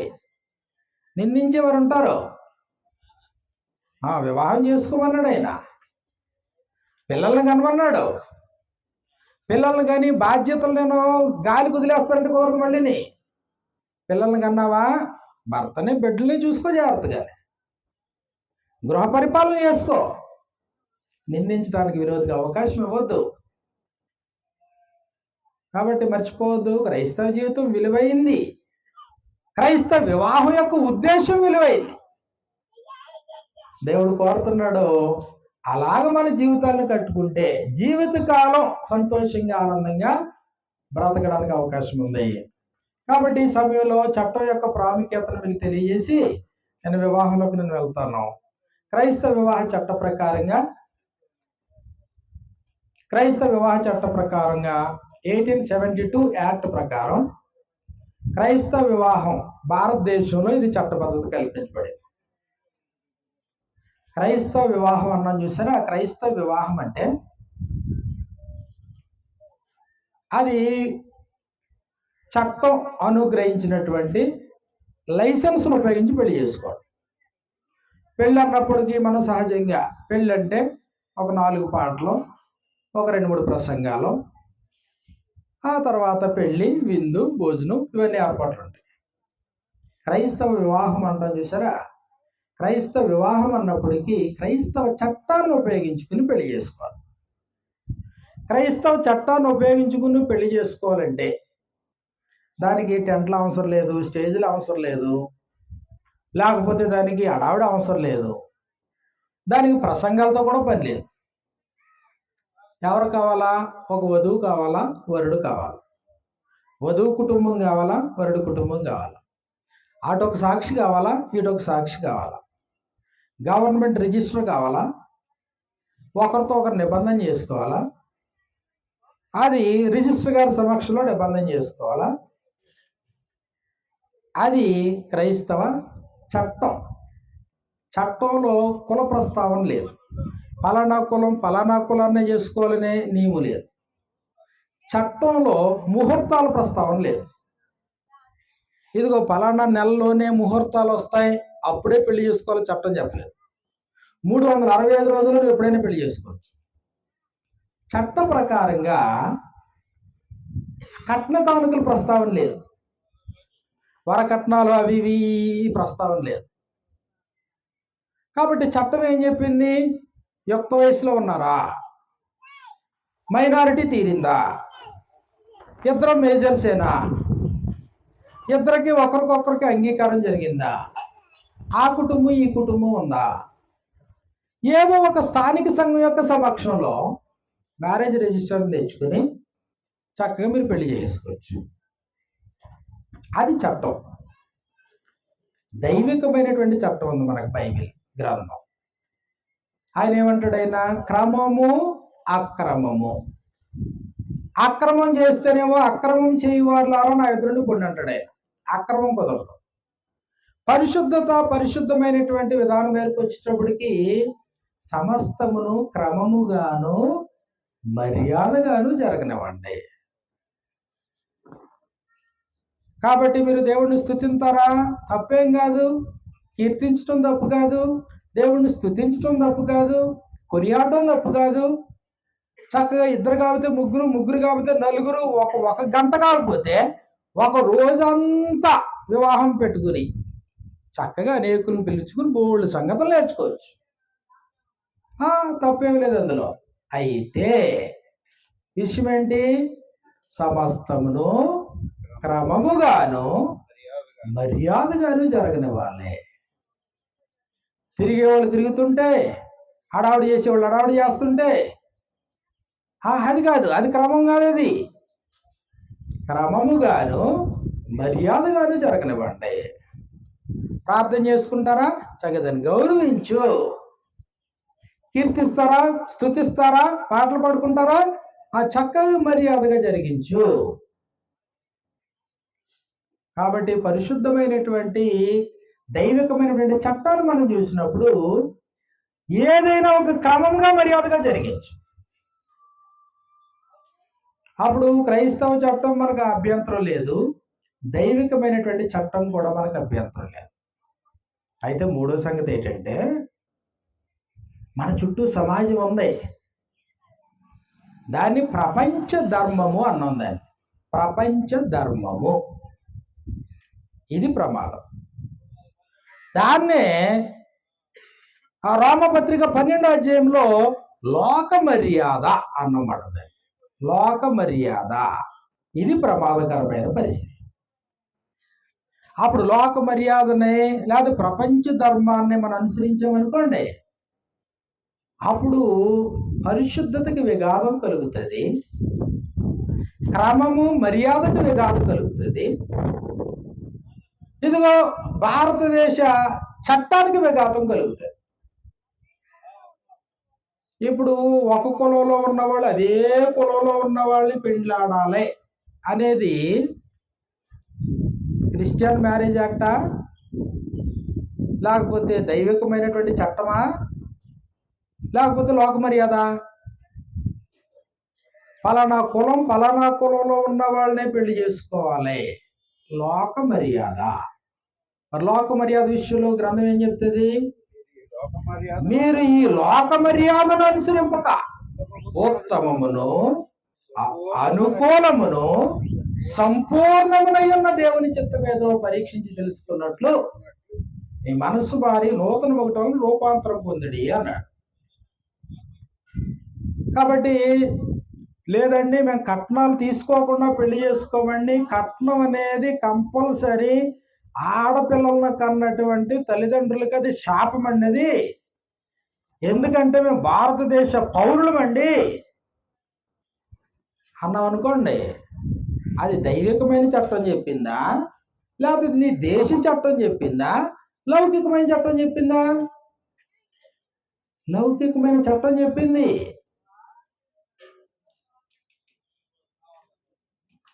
కాబట్టి పరిశుద్ధులు ఏం చేయాలన్నాడు? లోక మర్యాదనే అనుసరించొద్దు, ఈ ప్రపంచ ధర్మాన్నే నువ్వు అనుసరించొద్దు. ఎఫెసీయులకు రాసిన పత్రిక 4:17-18 వచనాల్లో అన్య సంబంధమైన ఆచారాలనే ఇదిగో నువ్వు అనుసరించొద్దు, అన్యులు నడుచుకున్నట్లుగా మీరిక మీదట నడుచుకొనవలదని ప్రభునందు మీకు సాక్ష్యం ఇచ్చున్నాను. వారైతే అంధకారమైన మనసు గలవారై తమ హృదయ కాఠిన్యము వలన తమలోనున్న అజ్ఞానము చేత దేవుని వలన కలుగు జీవములో నుండి వేరుపరచబడిన వారై తమ మనస్సులకు కలిగిన వ్యర్థతను అనుసరించి నడుచుకొనుచున్నారు. వారి సిగ్గులేని వారై ఉండి నానా విధమైన అపవిత్రతను అత్యాశతో జరిగించుటకు తమను తామే కాముకత్వమునకు అప్పగించుకొని అన్యజనులు నడుచుకున్నట్లుగా మీరిక మీదట నడుచుకొనవలదు. మూర్ఖులకు ఈ తరము నుండి వేరైన తర్వాత ఇదిగో మూర్ఖమైన వక్రజనము మధ్య మీరు నిరపరాధులుగా నిష్కలంకులుగా అనింద్యులైన దేవుని పిల్లలుగా మీరు బ్రతకాలి అంటే అన్య సంబంధమైనటువంటి ఆచారాల జోలికి పోవద్దు. అన్యుల ఇష్టము జరిగించుచున్నటకు గతించిన కాలమే చాలును. పేతురు రాసిన మొదటి పత్రిక 4:3 అపరిమితమైన ఆ దుర్వ్యాపారమునందు మీరు తమతో పరిగెత్తకపోయినందుకు వారు ఆశ్చర్యపడుచు దూషింతారు, అయినా ఇబ్బంది లేదు. కాబట్టి ఇక్కడ మనం గుర్తించాల్సింది ఏంటంటే ఇదిగో క్రైస్తవ వివాహ చట్టమును గూర్చిన అవగాహన, వివాహానికి సంబంధించినటువంటి దైవికమైన చట్టాన్ని గూర్చిన అవగాహన. మూడోది ఏంటంటే వివాహానికి సంబంధించి ఇదిగో లోకపరమైనటువంటి విధానం. అప్పుడు క్రైస్తవులుగా పరిశుద్ధులుగా పరిశుద్ధ సంఘమైనటువంటి మనము నువ్వు దేన్ని అనుసరిస్తావు? లోకాచారాలనా, లోక మర్యాదనా, ప్రపంచ ధర్మాన్నా? లేదండి అందులో నుంచి మేము బయటపడ్డామండి కాబట్టి ఇక మీద మేము దానికి దాసులం కాదు, ఇదిగో అక్కడి నుంచి మేము రక్షించబడ్డాం. ఓకే, రక్షించబడ్డావా? అయితే నీకు పరిశుద్ధమైన నియమాలు ఉన్నాయి, పరిశుద్ధ దైవికమైనటువంటి చట్టం ఉంది నీకు. ఆ చట్టంతో, దైవికమైనటువంటి చట్టంతో, పరిశుద్ధ నియమంతో నువ్వు ఏ దేశంలో ఉంటే ఆ దేశ చట్టాన్ని గౌరవించు. ఆ దేశ చట్టం ఏం చెప్పిందో తెలుసా? మన దేశ చట్టం సూర్యుడు అస్తమించేలోగా వివాహం చేయమని చెప్పింది దేశ చట్టం. అంటే రాత్రి లేదు క్రైస్తవ వివాహం. సూర్యుడు ఉదయించాడు, ఇంకా అస్తమించడానికి ఇంకో 2-4-5 గంటలు పడుతుంది, ఈ మధ్యలో క్రైస్తవ వివాహం చేసుకోవచ్చు చట్టం చెప్పింది. క్రైస్తవ చట్టం ఏం చెప్పిందంటే నువ్వు పెళ్లి చేసుకోవాలంటే ఇద్దరు కూడా కంపల్సరీ మేజర్స్ అయి ఉండాలా. అంటే చిన్నపిల్లలకి, పసిపిల్లలకి, బాల్య వివాహాలకి చట్టం అంగీకరించదు. ఆ పెళ్లి కుదిర్చిన వాళ్ళకి, పెళ్లి చేసిన వాళ్ళకి, పెళ్లి భోజనం తిన్న వాళ్ళకి కూడా అది ప్రమాదం. కాబట్టి అది అరెస్ట్ చేయడానికి అవకాశం ఉంటుంది. క్రైస్తవ వివాహ చట్టం ఏం చెప్తుందంటే స్త్రీకి పురుషుడికి పెళ్లి చేయాలా. క్రైస్తవ వివాహ చట్టం ఏం చెప్పిందంటే కనీసం 5 కిలోమీటర్ల పరిధిలో ఏదైనా ఒక స్థానిక సంఘం ద్వారా వివాహం చేసుకో అని చెప్పింది చట్టం. క్రైస్తవ వివాహ చట్టం ఏం చెప్తుందంటే పెళ్లి చేసుకునే వాళ్ళు సంపూర్ణ స్త్రీ పురుషులై ఉండాలి.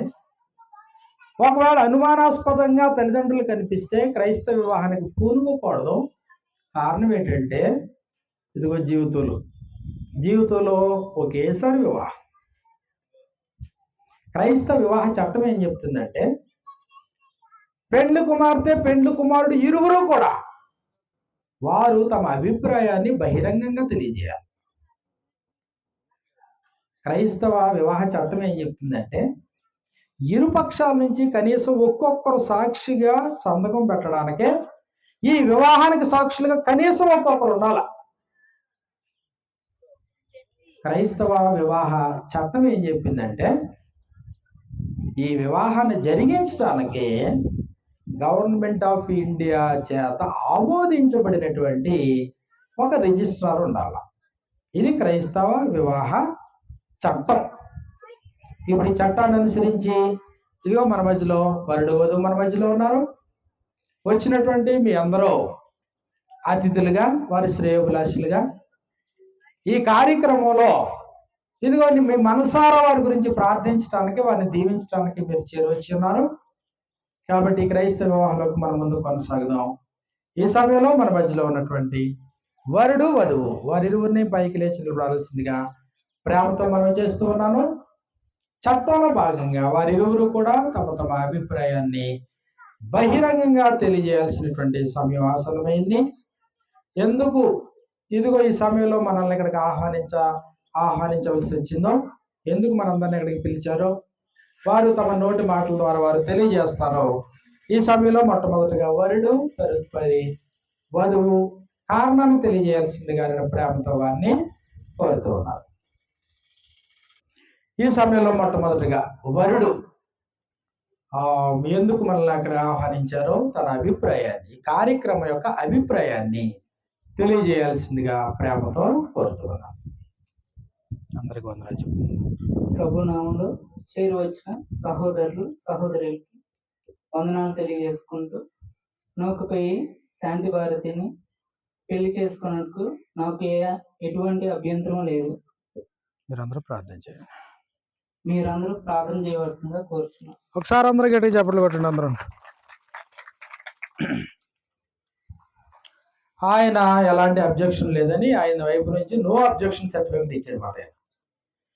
అదే ప్రకారంగా ఈ కార్యక్రమం యొక్క ఉద్దేశాన్ని వధువు తెలియజేయాల్సిందిగా నేను ప్రేమతో మనం చేస్తూ ఉన్నాను. సహోదరులకి గుమ్మడి శ్రీనివాస్ అనే వివాహం చేసుకోవడానికి నాకు ఎటువంటి అభ్యంతరం లేదు. అందరూ ఈ వివాహం కోసం ప్రేర్. ఓకే, అందరూ గట్టిగా చప్పట్లు కొట్టండి. అందరూనే వారిరువురు వివాహం చేసుకోవడానికి ఎలాంటి అభ్యంతరం లేదనేటువంటి సంగతిని వారు బహిరంగంగా తెలియజేసిన తర్వాత దాన్ని మీరు విన్నారు కదా. ఇప్పుడు చట్టం మీకు ఒక హక్కునిచ్చింది. ఏ హక్కు అంటే వారిరువురు వివాహం చేసుకోవడానికి ఏమైనా అబ్జెక్షన్స్ ఉంటే తెలియజేసే హక్కునిచ్చింది మీకు చట్టం. వారిరువురు వివాహం చేసుకోవడం ఇది న్యాయపరమైనది కాదు, చట్టపరంగా కాదు, లేకపోతే లోకపరంగా వారిరువురు వివాహం చేసుకోవడానికి అనర్హులు అని ఒకవేళ ఎవరైనా తెలియజేయదలిస్తే దయచేసి ఇప్పుడే తెలియజేయాల్సిందిగా ప్రేమతో కోరుతున్నాను. వారిరువురు బహిరంగంగా తమ అభిప్రాయాన్ని వెల్లడి చేసిన తర్వాత వారిరువురు వివాహం చేసుకోవడం చట్టపరమైంది, న్యాయపరమైంది, సామాజిక పరమైంది కాదు అని ఒకవేళ వీరిరువురు క్రైస్తవ వివాహం చేసుకోవడానికి న్యాయపరమైన, చట్టపరమైన, సామాజిక పరమైన కారణాలు ఏమైనా ఉంటే బహిరంగంగా తెలియజేయాల్సిందిగా ప్రేమతో కోరుతూ ఉన్నాను. ఎవరైనా ఉన్నారా? ఒకవేళ ఎవరూ లేని పక్షంలో వీరిరువురు క్రైస్తవ వివాహం చేసుకోవడం మాకు అంగీకారమే అన్నటువంటి వారు దయచేసి ఒకసారి మీ కుడి చేతులు పైకెత్తి చూపించండి. వారిరువురు వివాహం చేసుకోవడం మాకు అంగీకారం అన్నటువంటి వారు. ఓకే, కాబట్టి వరుడు వధువు వారి వారి అభిప్రాయాన్ని తెలియజేశారు. కూర్చున్నటువంటి మీలో ప్రతి వారి మీ అంగీకారాన్ని తెలియజేసిన తర్వాత గవర్నమెంట్ ఆఫ్ ఇండియా వారు నాకు ఇచ్చిన అధికారాన్ని బట్టి క్రైస్తవ వివాహాన్ని జరిగించడానికి నాకు ఎలాంటి అభ్యంతరం లేదని సభాముఖంగా మీకు తెలియజేస్తూ ఉన్నాను. ఈ సమయంలో కన్యకను దానం చేయడానికి పెండ్లి కుమార్తె తల్లిదండ్రులు అలాగే పెండ్లి కుమారుడు యొక్క తల్లిదండ్రులు వేదిక పైకి రావాల్సిందిగా ప్రేమతో ఆహ్వానిస్తూ ఉన్నాను. తల్లిదండ్రులు అయినటువంటి వారు త్వరగా రావాల్సిందిగా ప్రేమతో కోరుతూ ఉన్నాను. దైవికమైనటువంటి చట్టంలో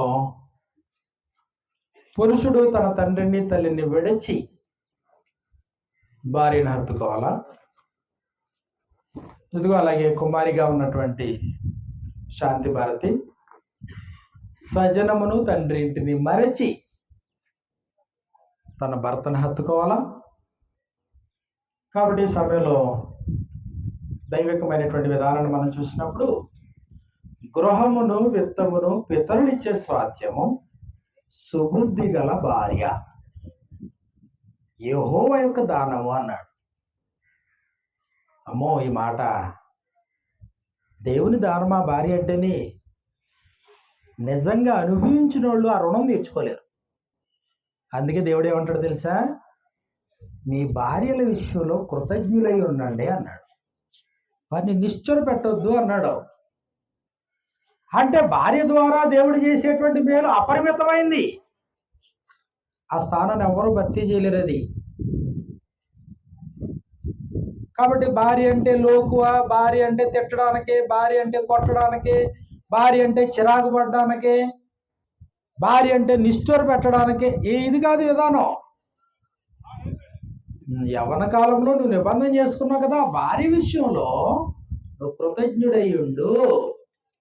భార్య విషయంలోనే కాదు నాన్న, ఆ భార్యని నీకు అప్పగించేటువంటి తల్లిదండ్రుల విషయంలో కూడా ఎలా ఉండాలా? అది ఇప్పుడు నీకు అర్థం కాదులే.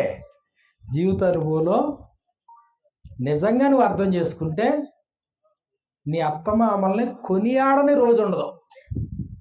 నీ భార్యను కొనియాడే ప్రతిసారి కూడా ఎవరు గుర్తు రావాలి నీకు? వెనక అత్తమామలో భార్య ద్వారా దేవుడు ఎంత మేలు చేస్తున్నాడో ఇక మీదట వారు అప్పగిస్తారో నువ్వు బాధ్యతను స్వీకరిస్తున్నావు. ఇక్కడ ప్రాముఖ్యంగా గుర్తించాల్సింది ఏంటంటే ప్రేమించు, సంరక్షించు, పోషించు. ఏ బాధ్యతను వాళ్ళు అప్పగిస్తున్నారో? ఇదిగో తల్లిదండ్రులు ఇప్పుడు వరకు ఆ బిడ్డని ప్రేమించారు, పోషించారు, సంరక్షించారు. ఇదిగో ఇక మీదట ప్రేమించే బాధ్యత ఎవరిదే? భర్తదే, ఆయన కుటుంబాన్ని. పోషించే బాధ్యత, సంరక్షించే బాధ్యత. అందుకనే పురుషుడి దగ్గరకు వచ్చేటప్పటికి పోషకుడా అని చూడాలి. ఎంత ఉద్యోగం అని చూడకూడదు, ఎంత సంపాదన అని చూడకూడదు. పోషకుడా, సంరక్షకుడా. కాబట్టి ఇది దేవుని యొక్క మహాకృప. నిజంగా మనం అర్థం చేసుకోం. కానీ ఇదిగో పెండ్లి కుమారుడు ప్రభు స్థానంలో ఉన్నాడు. ప్రభువునకు వలే, మీ సొంత పురుషులుగా అన్నాడు ఆయన. ప్రభువునకు వలే అంటే ప్రభు, మన ప్రభు యేసుక్రీస్తు అయితే తర్వాత ప్రభు ఎవరు? సంరక్షించి పోషించి ప్రేమించేవాడు భర్త. వాస్తవానికి శాంతి భారతి దేవుని బిడ్డ. తన పోలికలో తన స్వరూపంలో దేవుడు సృజించుకున్నాడు. అయితే దేవుని యొక్క బిడ్డనే అదిగో వెంకట్రావు గారి యొక్క చేతుల్లో పెట్టాడు. జాగ్రత్తగా పెంచండి. బిడ్డను యుక్త వయసులోకి వస్తే ఇదిగో మీరు పెళ్లి చేయండి అన్నాడనమాట. ఇప్పుడు వాళ్ళ బాధ్యత ఎక్కడితో తీరుతుంది? పెళ్లి చేయడంతో వారి బాధ్యత తీరుతుంది. దైవికమైన నియమం తమ పిల్లలకి వివాహం చేయడంలో దైవికమైన నియమం. ఆ నియమంలో భాగంగా ఇదిగో వెంకట్రావు గారి యొక్క కుటుంబాన్ని ప్రేమతో కోరుతున్నాను. ఇప్పుడు వరకు మీ బిడ్డని కంటికి రెప్పలా కాపాడుకుని బిడ్డని సంరక్షించి పోషించి ఆ బిడ్డను మీరు ప్రేమించారు. ఇదిగో ఇక మీదట బిడ్డ యొక్క బాధ్యతను వరుడికి అప్పగిస్తూ ఉన్నారు. మీకు హృదయపూర్వకమైన వందనాలు. మీరు ఇష్టపడి పని చేస్తున్నారా? ఓకే. మీ అమ్మాయి యొక్క కుడి చేతిని తీసుకుని అబ్బాయికి మీరు అప్పగించాల్సిందిగా నేను ప్రేమతో మనవి చేస్తూ ఉన్నాను. అన్న కాసేపు బైబిల్ పక్కనట్టేసి ఆ అమ్మాయి కుడి చేతి తీసుకో. అది 2 సెకండ్ ఇచ్చుకున్నట్టు మీరు కూడా అలా చేయండి. అలాగే చాలు. అలాగే చాలు. ఓకే. చిన్న ప్రార్థన చేసుకుందాం. ప్రార్థన. పరిశుద్ధుడైన దయగల మా తండ్రి, ప్రేమ కలిగిన మా నాయన, నీ కృపను బట్టి నీ ప్రేమను బట్టి నేటి వరకును సజీవులుగా ఉంచినందుకు నీ కృతజ్ఞత. గృహమును విత్తమును పితరులు ఇచ్చే స్వాస్థ్యము, సుబుద్ధి గల భార్య యెహోవా యొక్క దానం. అవును తండ్రి నాయనా, మరి వెంకట శ్రీనివాసుని మీరు ప్రేమించి ఆయన జీవితంలో మీరు అనుగ్రహించిన గొప్ప భాగ్యం ఇది, గొప్ప సుదినం. నీ చిత్తమైతే అది ఎప్పటికీ నీ దానమై నాయనా మరి ఈయన ఇంట వర్ధిల్లేటట్లుగా ఫలించి అభివృద్ధి పొంది భూమిని నిండించి విస్తరించేటట్లుగా మీరు కృప అనుగ్రహించారు. ఈ కార్యక్రమంలో తండ్రి పాల్గొన్నటువంటి తల్లిదండ్రులను బట్టి నీకే కృతజ్ఞతాస్తుతులు తెలియజేస్తూ ఈ ప్రార్థనని ప్రియకుమారుడైన క్రీస్తు నామములో మిక్కిలి వినయంతో అడిగి వేడుకొనుచున్నాం మా తండ్రి. ఆమేన్. తమ స్థానాల్లో వెళ్ళి కూర్చోవలసిందిగా నేను ప్రేమతో కోరుతున్నాను. దేవుని యొక్క మహాకృపను బట్టి క్రైస్తవ వివాహం అంటే చట్టం కానీ లేకపోతే దైవికమైన చట్టం కానీ ఒకరితో ఒకరు చేసుకునేటువంటి నిబంధన. వివాహము అగ్రిమెంట్, నిబంధన, ఒప్పందం. ఇదిగో మేము అగ్రిమెంట్ చేసుకున్నాం, మీరు అందరూ రండి అని పిలిచే పిలిపే వివాహ పిలుపు. మేము అగ్రిమెంట్ చేసుకున్నాం, మీరు రండి. కాబట్టి భవిష్యత్తులో ఎప్పుడైనా ఈ అగ్రిమెంట్ని మేము క్రాస్ చేస్తే ఎప్పుడైనా ఈ అగ్రిమెంట్ని మేము దాటిపోతే నడి రోడ్డు మీద మీరు నిలదీయండి. అది వివాహ ఆహ్వానంలో ఉద్దేశం. కాబట్టి మీరు వచ్చారు, చాలా ఆనందం. వీరిరువురు ఒకరితో ఒకరు చేసుకునేటువంటి ప్రమాణాలతో కూడినటువంటి నిబంధనలు మీరు తిలకిస్తారు. అంత మాత్రమే కాదు, ఒకవేళ వారు తమ అజ్ఞానం చేత ఎప్పుడైనా తమ నిబంధనలో నుండి ఒకవేళ తొలగిపోయే పరిస్థితి ఏర్పడితే మళ్ళీ మీలో ప్రతి వారు కూడా దాన్ని ప్రశ్నించి వారిరువురిని సమాధానపరచడానికి మీరు ఎప్పటికీ మీరు అర్హులై ఉంటారు. ఈ సమయంలో మొట్టమొదటిగా వరుడు వధువుతోనూ, తదుపరి అనంతరం వధువు వరుడితోనూ ఒకరితో ఒకరు ప్రమాణాలతో కూడినటువంటి నిబంధన చేయాల్సిందిగా నేను ప్రేమతో ఆహ్వానిస్తూ ఉన్నాను. అంతకంటే ముందుగా వరుడు వధువు యొక్క ముసుగును తొలగించాల్సిందిగా నేను ప్రేమతో కోరుతూ ఉన్నాను. ఒకసారి అందరు గట్టిగా చప్పట్లు కొట్టండి. అందరూనే ఇలా తీసేసి చప్పట్లు కొట్టండి ఒకసారి అందరు గట్టిగా.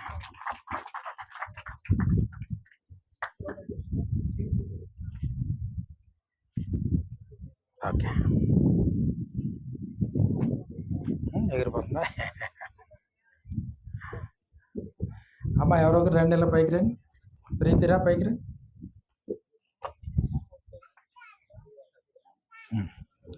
ఇప్పుడు చేపట్టుకున్నా, అమ్మాయి చేపట్టుకో చెప్తాను. ఓకే,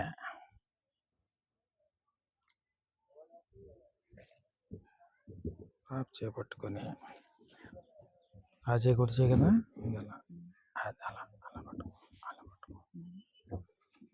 ఇప్పుడు చక్కగా ఆయన చెప్తున్నంతసేపు నువ్వు ఆయన వైపే చూడాలి.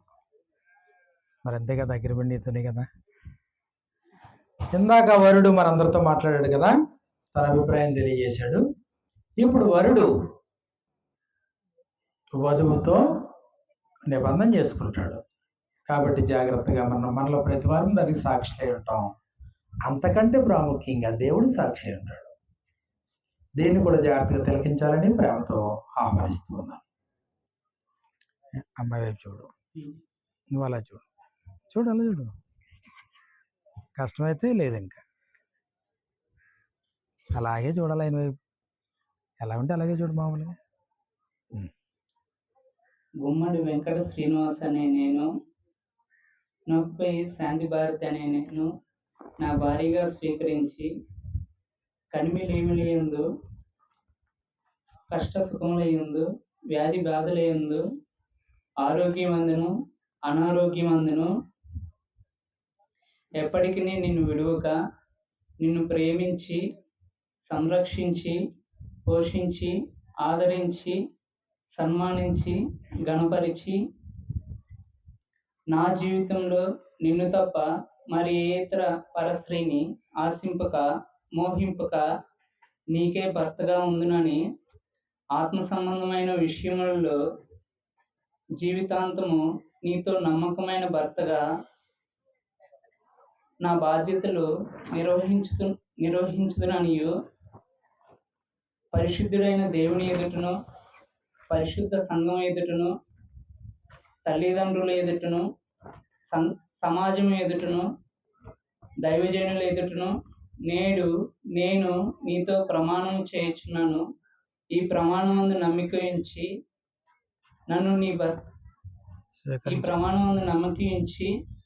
నీ భర్తగా అంగీకరించుము. ఒకసారి అందరూ గట్టిగా చప్పట్లు కొట్టండి. ఇది అగ్రిమెంట్లో ఉన్నటువంటి సారాంశం. అమ్మా విన్నారా? ఓకే. తదుపరి పెండ్లి కుమార్తె పెండ్లి కుమారుడితో నిబంధన చేయాల్సిందిగా నేను ప్రేమతో ఆహ్వానిస్తూ ఉన్నాను. ఈసారి నువ్వు పట్టుకురా, చెయ్య కింద చేయబట్టు, జాగ్రత్తగా అలా పట్టుకో. నేను పట్టుకుంటాను మైకే. అటువైపు చూడాలి, నువ్వు అటువైపు చూసి జాగ్రత్తగా చెప్పాలి.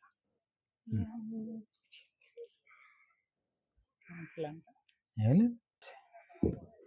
నొప్పి శాంతి భర్తీ అని నేను గుమ్మడి శ్రీనివాస్ అని మిమ్మల్ని నా భర్తగా స్వీకరించి కలిమిలేమియందు కష్ట సుఖములందు వ్యాధి బాధలందు ఆరోగ్యమందును అనారోగ్యమందును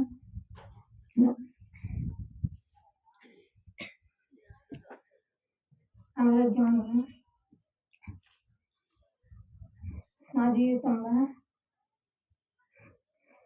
ఎప్పటికీ నీ భారీగా ఉండి ఎప్పటికీ నీ భార్యను నేను ప్రేమించి ఆదరించి గణపరిచి నీకు లోబడి సన్మానించి నా జీవితంలో నేను తప్ప ఏ ఇతర పురుషుని ఆశింపక మోహింపక నీకే భారీగా ఉంటుందని పరలోక ప్రయాణ విషయంలో నీకు సహకారాన్ని అందిస్తూ అంతం వరకు నమ్మకంగా ఉంటుందని పరిశుద్ధుడైన దేవుని ఎదుటను పరిశుద్ధ సంఘం ఎదుటను తల్లిదండ్రుల ఎదుటను సమాజం ఎదుటను దైవజనుల ఎదుటను నేడు నేను నీపై ప్రమాణం చేశాను. ఈ ప్రమాణం ఏంటి అనుసరించిన నీ భారీగా స్వీకరించు. మరొకసారి అందరూ గట్టిగా చప్పట్లు కొట్టండి. వారిరువురు ఒకరితో ఒకరు చేసుకున్నటువంటి నిబంధన, ఇందులో ప్రమాణాలు ఉన్నాయి. దీనికి ఒకసారి నిబంధన చేసుకున్న తర్వాత దేవుడు సాక్షి ఉంటాడు. దేవుడు ఒకసారి సాక్షి ఉన్న తర్వాత దేవుడు ఎంతకాలం ఉంటాడు? దేవుడు శాశ్వతమైన వాడు. నరులు సాక్షులుగా ఉంటే కొంతకాలం ఉండి మరణిస్తారు, కానీ దేవుడు సాక్షిగా ఉంటాడు. దేవుడు ఒకసారి సాక్షి అయిన తర్వాత నిబంధనని మీరితే ఇదిగో మనమైనా చూసి చూడనట్టు పోతాం, కానీ దేవుడు విడిచిపెట్టాడు. కాబట్టి దాని జాగ్రత్త గుర్తించుకోవాలని వారిరువురు ఒకరితో ఒకరు చేసుకున్నటువంటి నిబంధనకి గుర్తుగా ఏమైనా బంగారపు ఆభరణాలు ఉంటే ఒకరికొకరు బహుకరించుకోవాలని ప్రేమతో కోరుతున్నాను. వచ్చినా 40 కేజీలు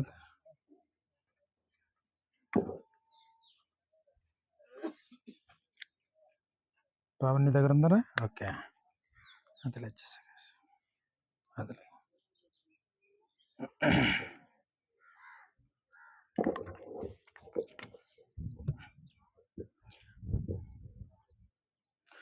వారిరువురు ఒకరితో ఒకరు చేసుకున్నటువంటి నిబంధనకి గుర్తుగా బంగారపు ఉంగరాలు వారు సిద్ధం చేసుకున్నారు. దయచేసి గమనించండి, బైబిల్ గ్రంథంలో నిబంధన జరిగినటువంటి ప్రతిసారి కూడా నిబంధనాపరమైన గుర్తులు ఉన్నాయి. ఆ గుర్తు ఎందుకు అంటే నిబంధనని జ్ఞాపకం చేసుకోవడానికి. ఇదిగో ఇప్పుడు ఇక్కడ ఉన్నటువంటి బంగారపు ఉంగరాలు ఇవి గుర్తుగా మన ముందున్నాయి. ఈ గుర్తులు ఎందుకు అంటే ఇదిగో పలానా తారీఖున 12వ తారీఖు సెప్టెంబర్ నెల 2024 సంవత్సరం మేము ఒకరితో ఒకరు నిబంధన చేసుకున్నాం అనే దానికి గుర్తు. కాబట్టి గుర్తుల్ని అమ్ముకోకూడదు, తాకట్లు పెట్టుకోకూడదు. ఈ గుర్తు నిబంధన ఉన్నంతకాలం గుర్తుండాలి. కాబట్టి ఈ సమయంలో వరుడు మొట్టమొదటిగా వధువుకి జ్ఞాపకం అందజేయాల్సిందిగా, తదుపరి వధువు కూడా నిబంధనాపరమైనటువంటి ఈ బంగారపు ఆభరణాన్ని వరుడికి బహుకరించాల్సిందిగా ప్రేమతో కోరుతూ ఉన్నాను. నాన్న ఒకసారి పట్టుకు చేయబట్టుకో. ఏ చేయాలనుకున్నారు అదేనా? సరిపోతుందా? అలా పెట్టి నా మాట చెప్పు. లోపలికి దొరికి అలా చూడు, అలా చూడు, అలా చూపించు.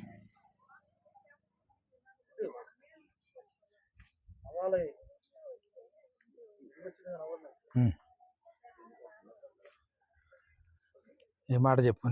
వివాహ సంబంధమైన నిబంధనకును ప్రేమకును గురుతుగా ఈ ఉంగరమును ప్రేమతో స్వీకరించుము. మన జీవితంలో ఎన్ని కష్టాలు ఎదురైనా ఈ ఉంగరమును నిబంధనాపరమైన ఉంగరమును తాకట్టు పెట్టవద్దు, అమ్ముకోవద్దు. ప్రేమపూర్వకమైన నా నిబంధనకు ఇది ఎల్లప్పుడూ గుర్తయ్యుండును. ఓకే, మరొకసారి అందరూ గట్టిగా చెప్పులు కొట్టండి. అమ్మా ఇది పట్టుకోరా. ఓకే, ఏదోటి అలా పట్టుకుని అలా చూపించు, అలా చూపించాలి. అలా తిప్పి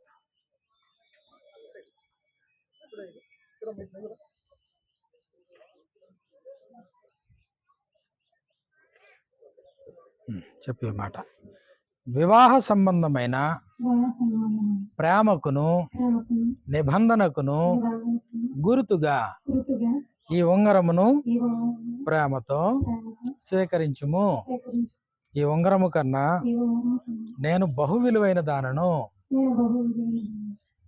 మరొకసారి అందరికీ చప్పట్లు కొట్టండి.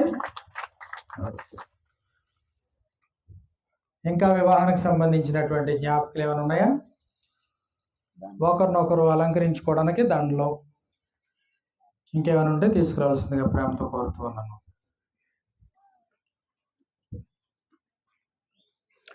దండలో వారి అలంకరణలో భాగమై ఉన్నాయి. ఒకరినొకరు గౌరవించడానికి సూచనగా వారు దండలతో గౌరవించుకోవాల్సిందిగా ప్రేమతో మనం చేస్తున్నాం.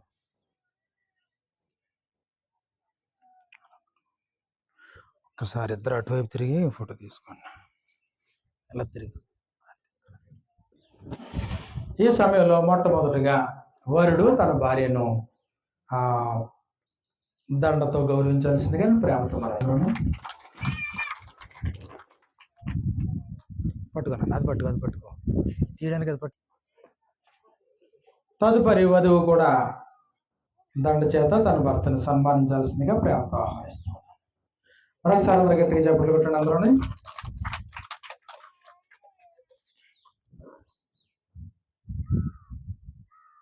దయచేసి గమనించండి, ఇక్కడ కూర్చున్నటువంటి వారిలో దైవజనులు ఎవరున్నా వేదిక పైకి రావాల్సిందిగా ప్రేమతో మనం చేస్తున్నాం. జోసెఫ్ గారు, హరినాథ్ గారు, ఇంకా సహోదరులు నాగేశ్వరరావు గారు, వాసుదేవరావు గారు, అలాగే సురేష్ తమ్ముడు, ఇంకా శ్రేణి గారు, ఇంకా ఎవరన్నా సహోదరులు వేదిక పైకి రావాల్సిందిగా ప్రేమతో కోరుతున్నాం.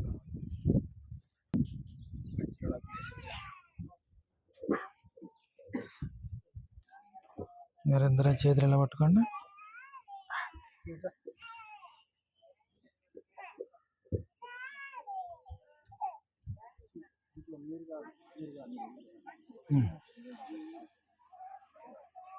ఓకే,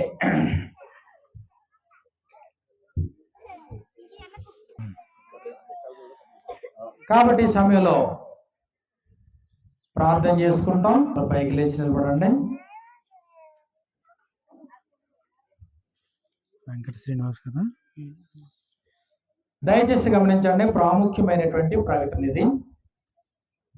సమాజం యొక్క అంగీకారం కొరకు ఇదిగో ఇక్కడ ఉన్నటువంటి బేదరమెట్టలో ఉన్నటువంటి గ్రామ అధికారుల యొక్క రికగ్నిషన్ కొరకు, గుర్తింపు కొరకు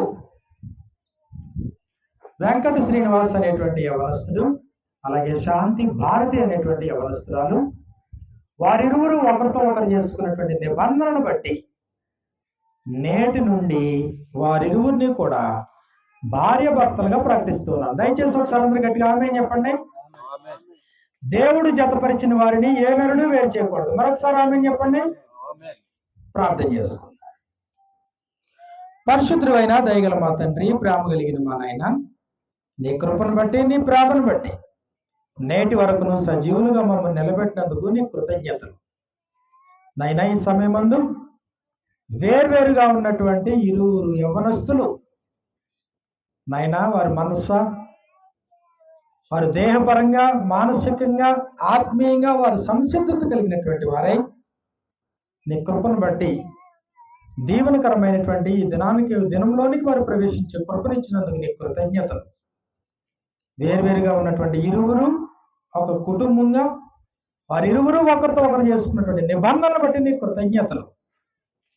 అందుకు కారకులైన తల్లిదండ్రులను బట్టి, దైవ సేవకులను బట్టి, స్థానిక సంఘాలను బట్టి, ఆయా ప్రాంతాల నుంచి వచ్చినటువంటి శ్రేయోభిలాషులందరిని బట్టి నీ కృతజ్ఞతలు. ఇదిగోనైనా మా దేశ చట్టాన్ని మేము గౌరవించి నేటి నుండి వారిరువురిని భార్య భర్తలుగా ప్రకటిస్తూ ఉన్నప్పుడు తండ్రి నీ చిత్తమైతే లోకము వారిని భార్య భర్తలుగా గుర్తించే కృపను దయచేయండి. అదే ప్రకారంగా తండ్రి వారి స్థానిక సంఘంలో సత్యమునకు స్తంభాల వలె జీవించే కృపను వారికి దయచేయండి. అంత మాత్రమే కాదు నాయనా, నిశ్చితమైతే మీదిటికి కాలమునకు వారికి సంతాన ప్రాప్తిని దయచేయండి. వేవేలకు తల్లిదండ్రులు అయ్యేటట్లుగా వారిని దీవించండి.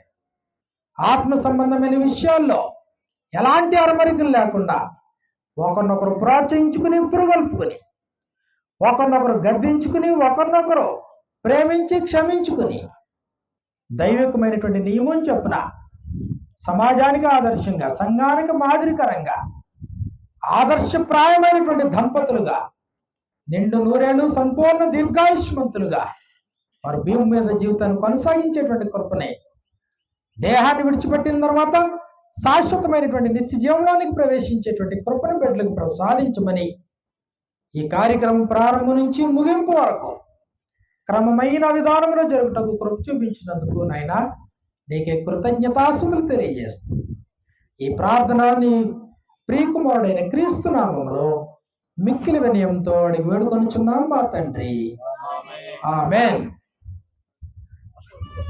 ఎంతటితో ఈ కార్యక్రమం ముగింపు జరిగేది. సార్ ఇది మైక్ పట్టుకోండి సార్, మైక్ పట్టు.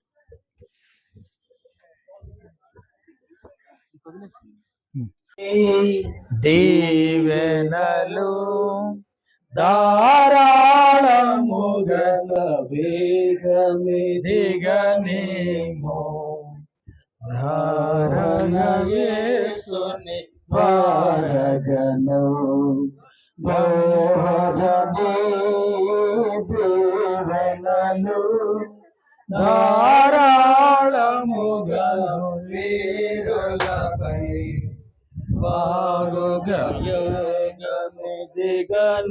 నీ వైపు నుంచి ఒక సాక్షి ఎవరో చెప్తే సందం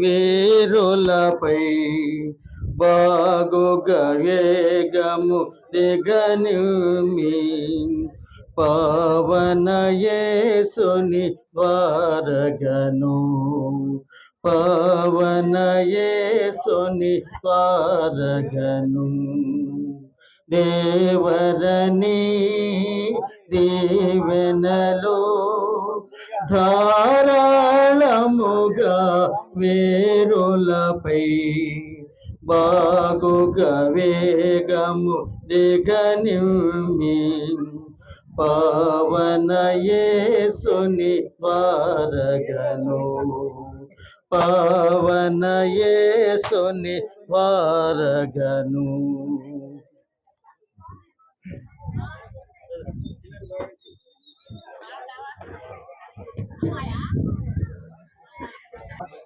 ఈ సమయంలో ప్రత్యేకంగా సోదరులందరినీ బంధువులను ప్రేమించి సోదరులు గుమ్మడి వెంకటేశ్వర్లు గారి యొక్క కుటుంబం మన కొరకు ప్రేమ విందుని ఏర్పాటు చేస్తున్నారు.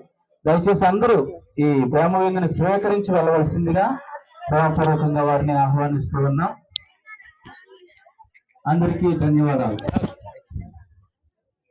మరొకసారి వధువులు ఇరువురికి శుభాకాంక్షలు.